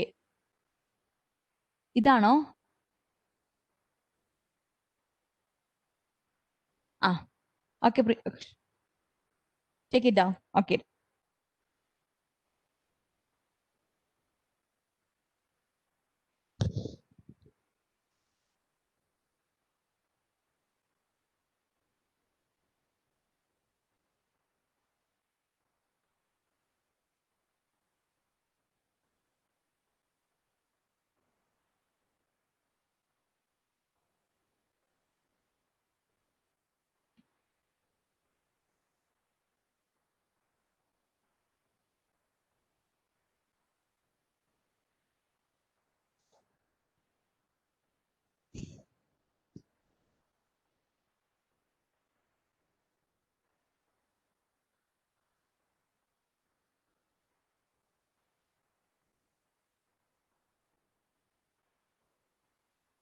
സോ മൂവ് ചെയ്തോട്ടെ. കഴിഞ്ഞോ Krishnapriya? Okay, okay, done.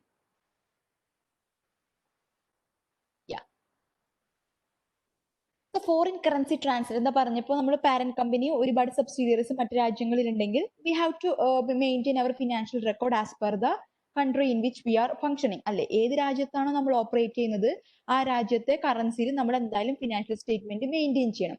So ഈ പാരന്റ് കമ്പനിയുടെ സബ്സിഡിയറി ആണ്. We have to consolidate our statements with that parent company അല്ലെ? അപ്പൊ പാരന്റ് കമ്പനിയുടെ കറൻസിയിലോട്ട് നമ്മൾ കൺവേർട്ട് ചെയ്യുമ്പോൾ ആ ഒരു പ്രോസസ്സിനെയാണ് ട്രാൻസ്ലേഷൻ എന്ന് പറയുന്നുണ്ടായിരിക്കുക. അങ്ങനെ ഫോറിൻ കറൻസിയിൽ ട്രാൻസ്ലേഷൻ വരുമ്പോൾ നമ്മൾ currency rate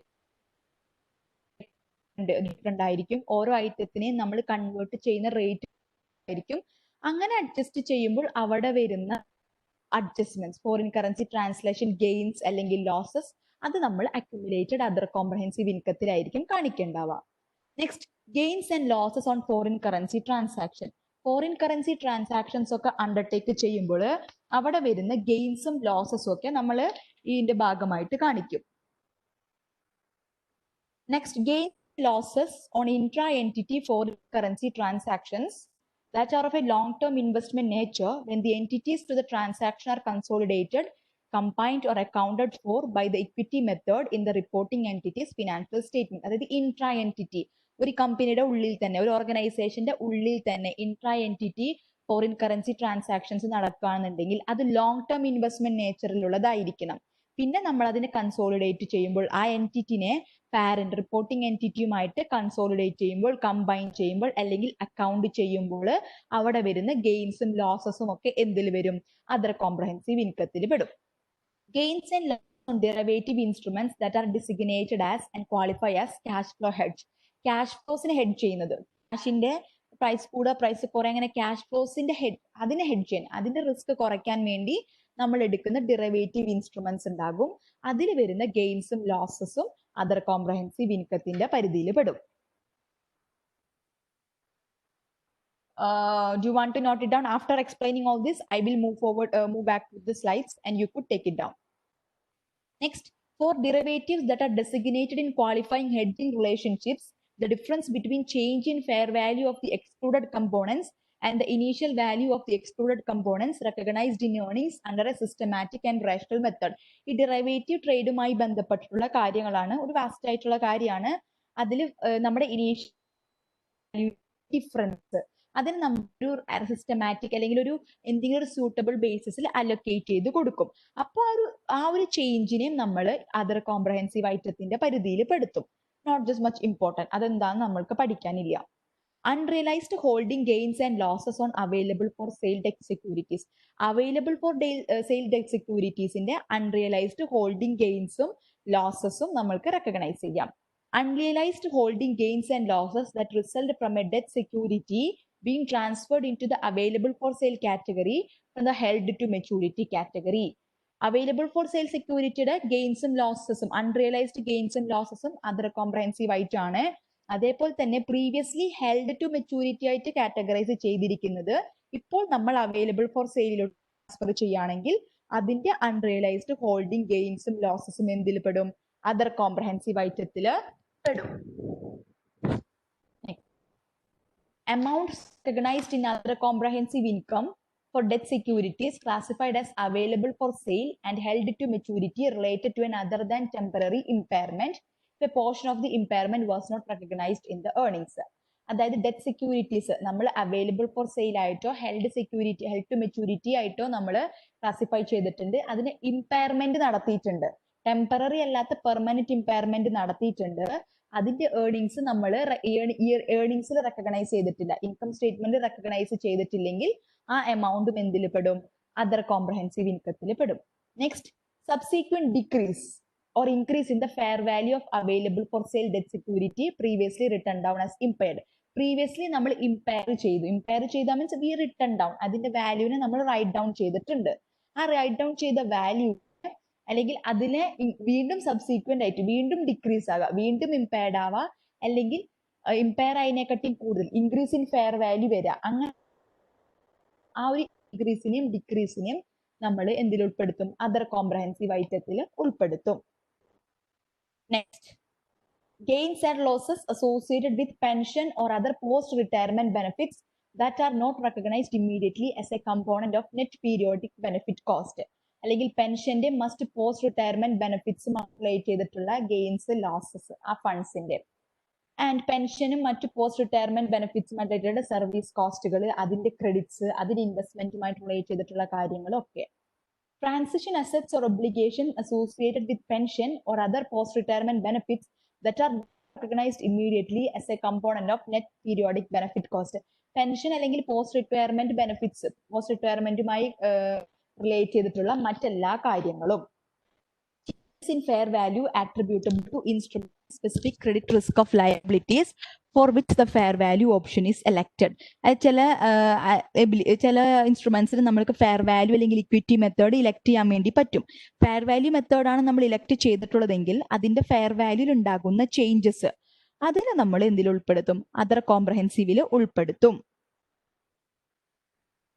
okay, and last ഈ comprehensive income balance ഉണ്ടല്ലോ, where should the company report? The company must report the accumulated balance of item of other comprehensive income on the balance sheet as an element of owner's equity. Owner's equity ഭാഗമായിട്ട് accumulated other comprehensive income ഹെഡിൽ ഈ other comprehensive income നമ്മൾ report ചെയ്യും. It should be reported separately from stock, common stock, additional paid in capital, retained earnings ഒക്കെ നമ്മൾ owners ഇക്വിറ്റിയുടെ ഭാഗമാണ്. ഇതിൽ നിന്നൊക്കെ separate ആയിട്ട് വേണം നമ്മൾ accumulated other comprehensive income report ചെയ്യാൻ. Which means that accumulated other comprehensive income എന്ന് പറഞ്ഞിട്ടൊരു സെപ്പറേറ്റ് ഹെഡിൽ നമ്മൾ അതിനെ ഓണേഴ്സ് ഇക്വിറ്റിയുടെ അണ്ടറിൽ stock, additional paid in capital, retained earnings പോലെ നമ്മൾ അതിന്. And it is not easy for you to write down all those. If you are നിങ്ങൾ ലാപ്പാണ് അല്ലെങ്കിൽ ഫോണാണ് യൂസ് ചെയ്യുന്നതെങ്കിൽ just take a screenshot. And it's not necessary to identify all those elements. എല്ലാം identify ചെയ്യണമെന്നില്ല. just know നമ്മുടെ usually income സ്റ്റേറ്റ്മെന്റിൽ കാണിക്കാത്ത items എന്താണെന്ന് ഒരു ഐഡിയ നിങ്ങൾക്ക് ഉണ്ടായാൽ മാത്രം മതി. So I will slide over these slides just one by one. So എന്തെങ്കിലും നിങ്ങൾക്ക് നോക്കണമെങ്കിൽ നോട്ട് ചെയ്യാം. ഓക്കെ ആണല്ലേ?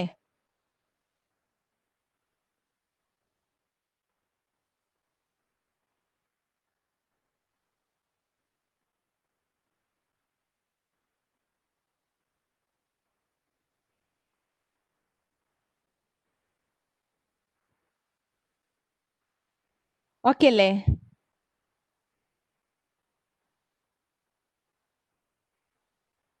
Yeah.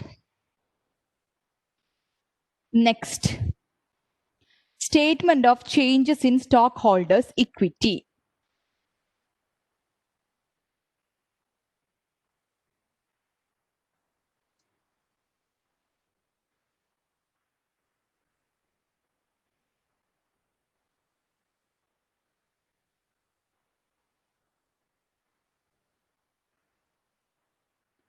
Okay. Other statement. Balance sheet, income statement, statement of cash flows, statement of comprehensive income, and the next last statement, final statement is statement of changes in stockholders' equity. ആ ഒരു പേരിൽ തന്നെ explanatory, the name itself is self-explanatory. statement of changes in stockholders' equity, the statement which represents the changes in the stockholders' equity. Adana in the statement of changes in stockholders' equity.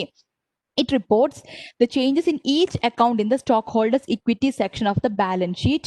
Balance sheet stockholders' equity section ഓരോ അക്കൗണ്ടിന്റെയും changes എന്തൊക്കെ ഉണ്ടാവും? Common stock will be the stock, additional paid in capital, retained earnings will be the and other comprehensive income items ഉണ്ടല്ലോ.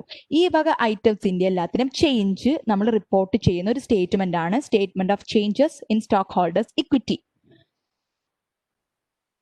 And in total stockholders equity during the year and reconciles the beginning balance in each account with the ending balance. Beginning ഉണ്ടാവും, ബിഗിനിങ്ങിൽ ഒരു balance ഉണ്ടായിരിക്കും, ഒരുപാട് changes വന്നിട്ട് we will be having an ending balance അല്ലേ. അപ്പൊ ഈ beginning ബാലൻസിനെയും ending ബാലൻസിനെയും reconcile ചെയ്യുന്നതാണ് എന്ത്?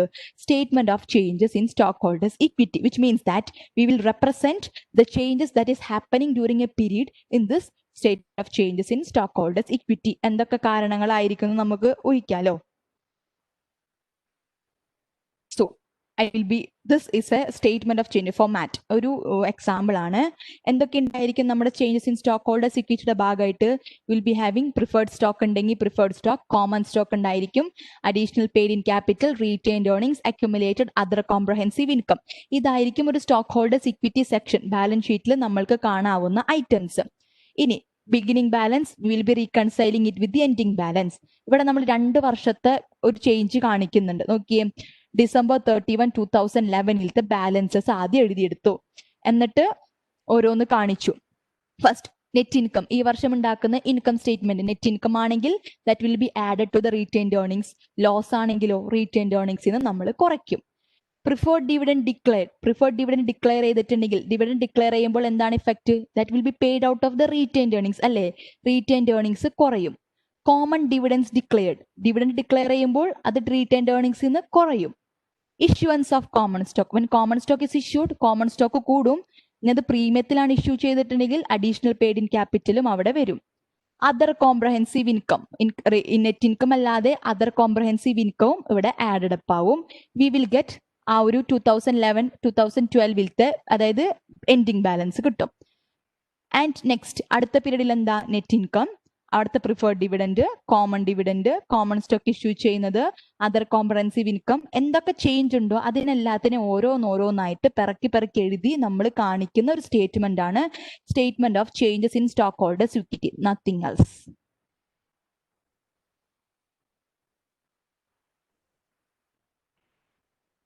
ക്ലിയർ ആണോ?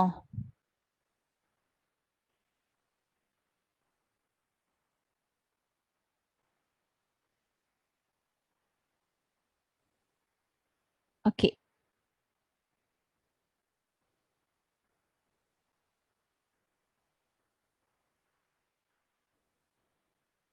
യാ. നെക്സ്റ്റ് ഈ സ്റ്റേറ്റ്മെന്റ് ഓഫ്, ഇനി അടുത്ത് പറഞ്ഞു ഒരു വേറൊരു കാര്യമുണ്ട്, notes to the financial statement എന്നും കൂടെ പറഞ്ഞു. അതൊരു ഫിനാൻഷ്യൽ സ്റ്റേറ്റ്മെന്റ് അല്ല, പക്ഷെ ഫിനാൻഷ്യൽ സ്റ്റേറ്റ്മെന്റിന്റെ കൂടെ നമ്മൾ അറ്റാച്ച് ചെയ്യുന്ന ഒരു കാര്യമാണ് ഈ നോട്ട്സ് ടു ഫിനാൻഷ്യൽ സ്റ്റേറ്റ്മെന്റ് എന്ന് പറയുന്നത്. സോ ഒരു ഈ വക സ്റ്റേറ്റ്മെന്റ്സ് നമ്മൾ പ്രിപ്പയർ ചെയ്യുകയാണെങ്കിൽ അതിന്റെ കൂട്ടത്തിൽ നമ്മൾ അറ്റാച്ച് ചെയ്യുന്ന വേറൊരു കാര്യമാണ് ഈ notes to the financial statement എന്ന് പറയുന്നെങ്കിൽ. അതായത് നമ്മൾ ഈ ഫിനാൻഷ്യൽ സ്റ്റേറ്റ്മെന്റ്സിൽ റിപ്പോർട്ട് ചെയ്തിട്ടുള്ള കമ്പനിയുടെ റിസൾട്ട്സ് ആയിരിക്കാം, ഫിനാൻഷ്യൽ പൊസിഷൻ ആയിരിക്കാം, അതിന് കുറച്ചും കൂടെ ഒരു എക്സ്പ്ലനേഷൻ വേണം, അല്ലെങ്കിൽ കുറച്ചും കൂടെ ഒരു കോംപ്രഹെൻസീവ് ആയിട്ടുള്ള ഒരു പിക്ചർ, ഒരു കംപ്ലീറ്റ് പിക്ചർ പ്രൊവൈഡ് ചെയ്യാൻ വേണ്ടിയിട്ട് നമ്മൾ അറ്റാച്ച് ചെയ്യുന്ന ഒരു അഡീഷൻസ് ആണ് എന്ത്? Notes to the financial statement എന്ന് പറയുന്നത്. അതായത് നമ്മുടെ ഫിനാൻഷ്യൽ സ്റ്റേറ്റ്മെന്റ് മെയിൻ ബോഡിയിൽ നമ്മൾ റെപ്രസെന്റ് ചെയ്തിട്ടുള്ള ഫിഗേഴ്സ് ഉണ്ടല്ലോ, അത് ഏത് മെത്തേഡ് യൂസ് ചെയ്തിട്ടായിരിക്കും, ഏത് അക്കൗണ്ടിങ് മെത്തേഡ്സ് യൂസ് ചെയ്തിട്ടായിരിക്കും, ഈ പീരീഡിൽ എന്തെങ്കിലും ചേഞ്ച് വന്നിട്ടുണ്ടോ, നമ്മൾ പ്രീവിയസ്ലി പ്രാക്ടീസ് ചെയ്ത് വന്നതിൽ നിന്ന് ഈ പീരീഡിൽ പ്രത്യേകിച്ച് എന്തെങ്കിലും ചേഞ്ചസ് വന്നിട്ടുണ്ടോ, ആ ചേഞ്ചസ് ഒക്കെ നമ്മൾ അതിൽ കാണിക്കും. ഓക്കെ, ഇപ്പൊ നമ്മൾ മുന്നത്തെ വർഷം ഞാൻ എൻ്റെ അസറ്റിന്റെ വാല്യൂ 1 lakh ആണ്, ഈ വർഷം ഫിനാൻഷ്യൽ സ്റ്റേറ്റ്മെന്റിൽ അതൊരു 2 lakh ആയിട്ട് റിപ്പോർട്ട് ചെയ്തിട്ടുണ്ടെങ്കിൽ ഇപ്പോൾ അപ്പൊ അതെങ്ങനെ കാണിക്കും? ഇപ്പോൾ ഒരു പർച്ചേസ് ഉണ്ടെങ്കിൽ ആ പർച്ചേസ് ഒക്കെ നമ്മൾ കാണിക്കും. ഇനി വല്ല ഇമ്പയർമെന്റോ change in fair value revaluation ഒക്കെ നടന്നിട്ടുണ്ടെങ്കിൽ അതിന്റെ ഇഫക്ട്സ് ഒക്കെ നമ്മൾ ഡിസ്ക്ലോസ് ചെയ്യും. ആ ഡിസ്ക്ലോസ് ചെയ്യാൻ വേണ്ടിയിട്ട് നമ്മൾ notes to the financial statement use ചെയ്യും. പിന്നെ നമ്മൾ മുന്നത്തെ വർഷം അസറ്റ് ഡിപ്രീഷിയേറ്റ് ചെയ്യാൻ വേണ്ടി സ്ട്രേറ്റ് ലൈൻ മെത്തേഡാണ് യൂസ് ചെയ്തത്. ഈ വർഷം മുതൽ ഞാൻ സ്ട്രേറ്റ് ലൈൻ മാറ്റിയിട്ട് ഡിമിനിഷിംഗ് മെത്തേഡ് യൂസ് ചെയ്യാന്നുണ്ടെങ്കിൽ ആ ചേഞ്ച് ഇൻ അക്കൗണ്ടിങ് പോളിസീസും ഞാൻ ഈ നോട്ട്സ് ദ ഫിനാൻഷ്യൽ സ്റ്റേറ്റ്മെന്റ് വഴി എന്നിട്ടാ പറയണ ഡിസ്ക്ലോസ് ചെയ്യും. മാത്രമല്ല ഇനി എന്തെങ്കിലും കണ്ടിൻജന്റ് ലയബിലിറ്റീസ് കണ്ടിൻജന്റ് അസറ്റ്സ് ഒക്കെ വരാൻ സാധ്യതയുണ്ടെങ്കിൽ അതിന്റെ സാധ്യതകളെയും അതിനെക്കുറിച്ചും നമ്മൾ ഈ നോട്ട്സ് ദ ഫിനാൻഷ്യൽ സ്റ്റേറ്റ്മെന്റിൽ കാണിക്കും. അങ്ങനെയാണ് notes to the financial statement. ഒരു പ്രത്യേക ഫോർമാറ്റ് ഒന്നുമില്ല. നമ്മൾക്ക് ഡിസ്ക്ലോസ് ചെയ്യേണ്ട കാര്യങ്ങൾ ആസ് പെർ ദ റിക്വയർമെന്റ് എന്തൊക്കെ വേണം നോക്കും, അത് നമ്മൾ അതിൽ റെപ്രസെന്റ് ചെയ്യും. Clear?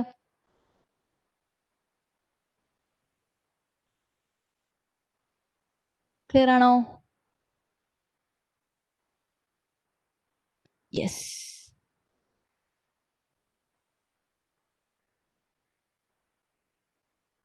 Okay. Limitations of the financial statements in general. നമ്മൾ ഓരോ ഫിനാൻഷ്യൽ സ്റ്റേറ്റ്മെന്റ്സ്, ഇൻകം സ്റ്റേറ്റ്മെന്റ് അതിന്റെ ബെനിഫിറ്റ്സ് ലിമിറ്റേഷൻ, ബാലൻസ് ഷീറ്റിന്റെ benefits limitation, cash flows, comprehensive income അങ്ങനെയൊക്കെ പറഞ്ഞു. ഇനി we are going to analyse the limitations of the financial statements in general.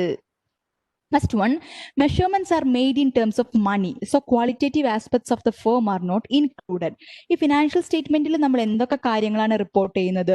Those things which can be measured in monetary terms, അല്ലെങ്കിൽ quantitative ആയിട്ട് നമ്മൾക്ക് express ചെയ്യാൻ പറ്റുന്ന കാര്യങ്ങളാണ് നമ്മൾ ആ ഫിനാൻഷ്യൽ സ്റ്റേറ്റ്മെന്റ്സിൽ കാണിക്കുന്നുണ്ടാവുക. ക്വാളിറ്റേറ്റീവ് ആസ്പെക്ട്സ് ഒന്നും നമ്മൾ അതിൽ disclose ചെയ്യുന്നുണ്ടാവില്ല. Only transactions recorded in the accounting records are in the financial statement. Accounting records-ൽ നമ്മൾ റെക്കോർഡ് ചെയ്തിട്ടുള്ള ട്രാൻസാക്ഷൻസ് മാത്രമേ നമ്മൾ ഫിനാൻഷ്യൽ സ്റ്റേറ്റ്മെന്റ്സിൽ റിപ്പോർട്ട് ചെയ്യുള്ളൂ. Information supplied by financial reporting involves estimation, classification, summarization, judgment and allocation. എല്ലാം പഠിച്ചപ്പോൾ നമ്മൾ പറഞ്ഞു ഈ ഫിനാൻഷ്യൽ റിപ്പോർട്ടിങ്ങിൽ നമ്മൾ സബ്മിറ്റ് ചെയ്യുന്ന ഇൻഫോർമേഷൻസിൽ എസ്റ്റിമേഷൻസ് ഉണ്ടായിരിക്കും. നമ്മൾ പാസ്റ്റിനെ ബേസ് ചെയ്തിട്ട് ഫ്യൂച്ചർ എസ്റ്റിമേറ്റ്സ് നടത്തിയിട്ടുണ്ടായിരിക്കും. ചിലതിനെ നമ്മൾ ക്ലാസിഫൈ ചെയ്തിട്ടുണ്ടായിരിക്കും. ചിലപ്പോൾ അത് റോങ് ആയിരിക്കാം, റോങ് ക്ലാസിഫിക്കേഷൻ ആയിരിക്കാം. സമ്മറൈസിങ്, ചിലത് സമ്മറൈസ് ചെയ്യുന്നുണ്ടായിരിക്കാം, ചിലപ്പോൾ എഫിഷ്യന്റ് ആയിരിക്കില്ല. ജഡ്ജ്മെന്റ് വിൽ ബി ദർ, ഓരോ കാര്യങ്ങളെ കുറിച്ച് നമ്മുടെ ജഡ്ജ്മെന്റ് ഉണ്ടായിരിക്കും. അലൊക്കേഷൻ കറക്റ്റ് ആയിട്ട് വന്നതല്ല, ഒരു സ്യൂട്ടബിൾ ബേസിസിൽ നമ്മൾ അലൊക്കേറ്റ് ചെയ്ത് കൊടുക്കുന്നതുമായിരിക്കാം. സോ ഇതിനൊക്കെ ബേസ് ചെയ്തിട്ടാണ് നമ്മൾ പ്രിപ്പയർ ചെയ്യുന്നത് at S A limitation. Financial statements primarily reflect transactions that have already occurred. Consequently, many aspects of them are based on historical cost. Financial transactions primary കുറച്ച് transactions ഉണ്ടായിരിക്കും, അത് already നടന്നതായിരിക്കാം. ചിലത് historical കോസ്റ്റിലായിരിക്കും. ഇപ്പൊ suppose ഞാനൊരു asset report ചെയ്യുന്നുണ്ടാവുക, അസറ്റിന്റെ ഇപ്പോഴത്തെ വാല്യൂലായിരിക്കില്ല. ഞാൻ acquire ചെയ്തപ്പോൾ എന്ത് വാല്യൂലാണോ ഞാനത് അക്വയർ ചെയ്തിട്ടുള്ളത് ആ വാല്യൂലായിരിക്കും റിപ്പോർട്ട് ചെയ്യുന്നുണ്ടായിരിക്കാം. Next, only transaction involving the entity being reported on are reflected in that entity's financial reports. However, transactions of other entities such as competitors may be very important. നമ്മുടെ എൻറ്റിറ്റീനെ effect ചെയ്യുന്ന transaction, നമ്മുടെ ഓർഗനൈസേഷൻസിൽ നടക്കുന്ന transactions effect ചെയ്യുന്ന transactions മാത്രമേ നമ്മൾ ആ financial സ്റ്റേറ്റ്മെന്റ്സിൽ report ചെയ്യുന്നുള്ളൂ. പക്ഷേ നമ്മുടെ കോമ്പറ്റീറ്റേഴ്സിന്റെ ട്രാൻസാക്ഷൻസ് ഉണ്ടല്ലോ, അത് നമ്മൾക്ക് ഇമ്പോർട്ടന്റ് അല്ലേ? നമ്മുടെ ഡിസിഷൻ മേക്കിങ്ങിനെ എഫക്ട് ചെയ്യുന്ന കാര്യങ്ങളല്ലേ? What is the competitor strategy, കോമ്പറ്റീറ്ററുടെ മൂവ് എന്താണ്, അവരുടെ പെർഫോമൻസ് എന്താണെന്നുള്ളത് ഇറ്റ് ഈസ് എഫക്റ്റിംഗ് അസ് അല്ലേ? നമ്മൾ എഫക്ട് ചെയ്യുന്നു, നമ്മൾ ഡിസിഷൻ മേക്കിങ്ങിന് യൂസ് ചെയ്യുന്നു. പക്ഷെ ആ ട്രാൻസാക്ഷൻസ് ഒന്നും നമ്മൾ ഇവിടെ റിപ്പോർട്ട് ചെയ്യുന്നില്ല, ഫിനാൻഷ്യൽ സ്റ്റേറ്റ്മെന്റിൽ റിപ്പോർട്ട് ചെയ്യുന്നില്ല. Next, financial statements are based on a going concern assumption. Yes, എന്ത് ബേസിസിലാണ് നമ്മൾ ബാലൻസ് ഷീറ്റ് പ്രിപ്പയർ ചെയ്യുന്നത്? Going concern. Going concern means ഇന്ന് ഫോം ചെയ്തു നാളെ നിൽക്കുന്നല്ല. We are assume that organisation will be functioning for a period, ഒരു indefinite പീരീഡിലോട്ട് ഫംഗ്ഷൻ ചെയ്യുന്നു എന്നൊരു അസംഷനെ ബേസ് ചെയ്തിട്ടാണ് നമ്മൾ ഫിനാൻഷ്യൽ സ്റ്റേറ്റ്മെന്റ്സും അല്ലെങ്കിൽ ബാലൻസ് ഷീറ്റ് പ്രിപ്പയർ ചെയ്യുന്നത്. പെർമനന്റ് അക്കൗണ്ട്സ് അങ്ങനെ ക്യാരി ഫോർവേഡ് ചെയ്യുന്നുണ്ടാവുക. ഓക്കെ, ഇനിയിപ്പോൾ ഒരു ബിസിനസ് ലിക്വിഡേഷൻ ഫേസ് ചെയ്യാണ്, വൈൻഡ് അപ്പ് ചെയ്യാൻ വേണ്ടി പോവുകയാണെന്നുണ്ടെങ്കിൽ ആ ബേസിൽ നമ്മൾ ഈ ബാലൻസ് ഷീറ്റ് പ്രിപ്പയർ ചെയ്തിട്ട്, അല്ലെങ്കിൽ ഈ ഗോയിങ് കൺസേൺ അസംഷൻ ഇൻവാലിഡ് അല്ല സിറ്റുവേഷനിൽ, അപ്പൊ അതിനെ ബേസ് ചെയ്തിട്ട് നമ്മൾക്ക് ഫിനാൻഷ്യൽ സ്റ്റേറ്റ്മെന്റ്സ് പ്രിപ്പയർ ചെയ്യാൻ വേണ്ടി പറ്റില്ല. അങ്ങനെ പ്രിപ്പയർ ചെയ്യുകയാണെങ്കിൽ it is invalid because the business is going to be liquidated in the near future. പെട്ടെന്ന് തന്നെ ലിക്വിഡേറ്റ് ചെയ്യാൻ വേണ്ടി തീരുമാനിക്കുകയാണ്. So these are the limitations of the financial statements in general.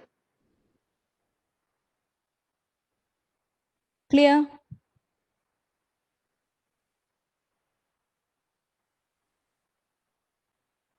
Clear ആണോ?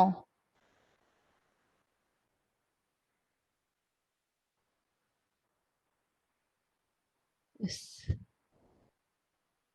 Just a moment.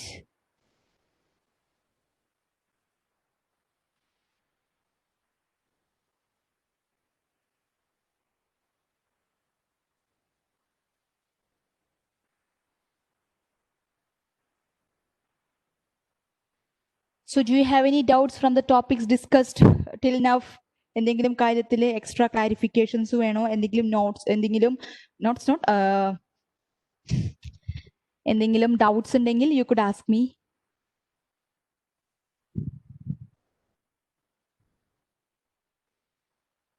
No doubts?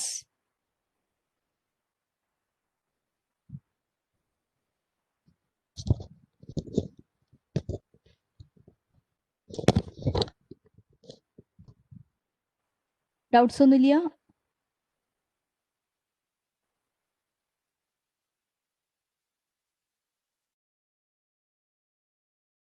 Ma'am, statement of change in stockholders' equity. Okay.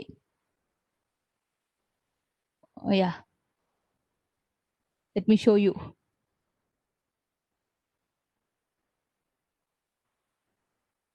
Okay, ആ format ആണോ കാണേണ്ടത്? Yeah.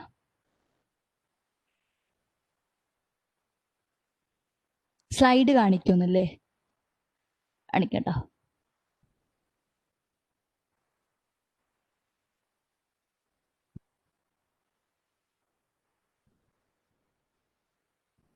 ഇതാണോ കൃഷ്ണപ്രിയ ഉദ്ദേശിച്ചത്?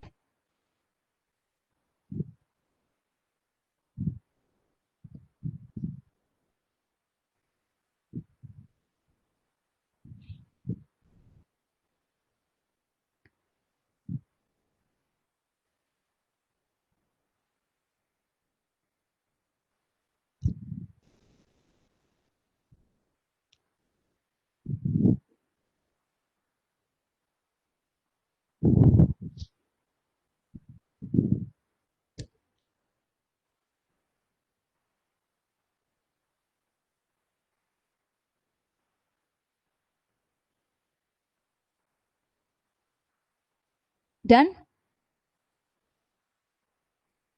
Okay.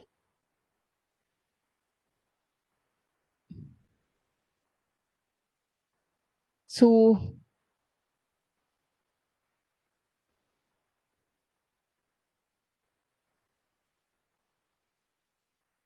let's look at some of the problems from this area.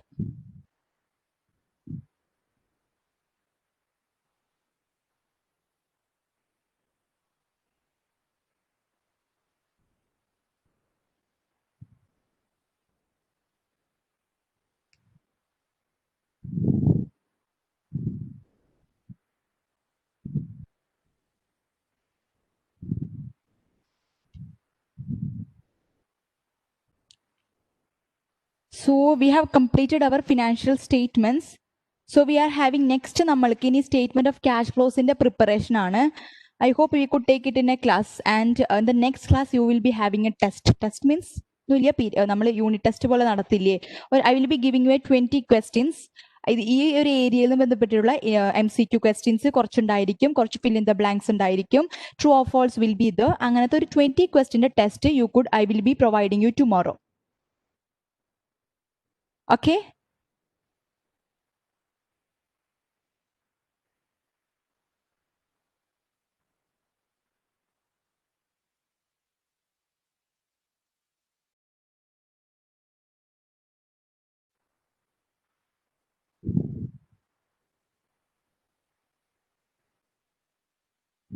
Okay. So do you have any doubts?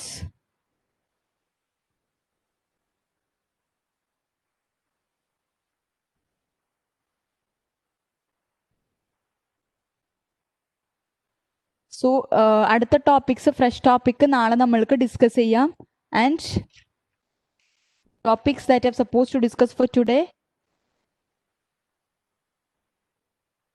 is over. So tomorrow we will be moving on our topic, preparation of the statement of cash flows and some question. ഇവിടെ നമ്മൾ എടുത്തതിന്റെ കുറച്ച് ക്വസ്റ്റ്യൻസും കൂടെ discuss ചെയ്യാം.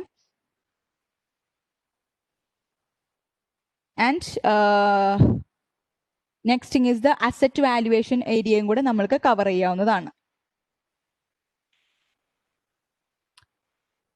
So if you have any, if you are not having any doubts, can we wind up our today's class?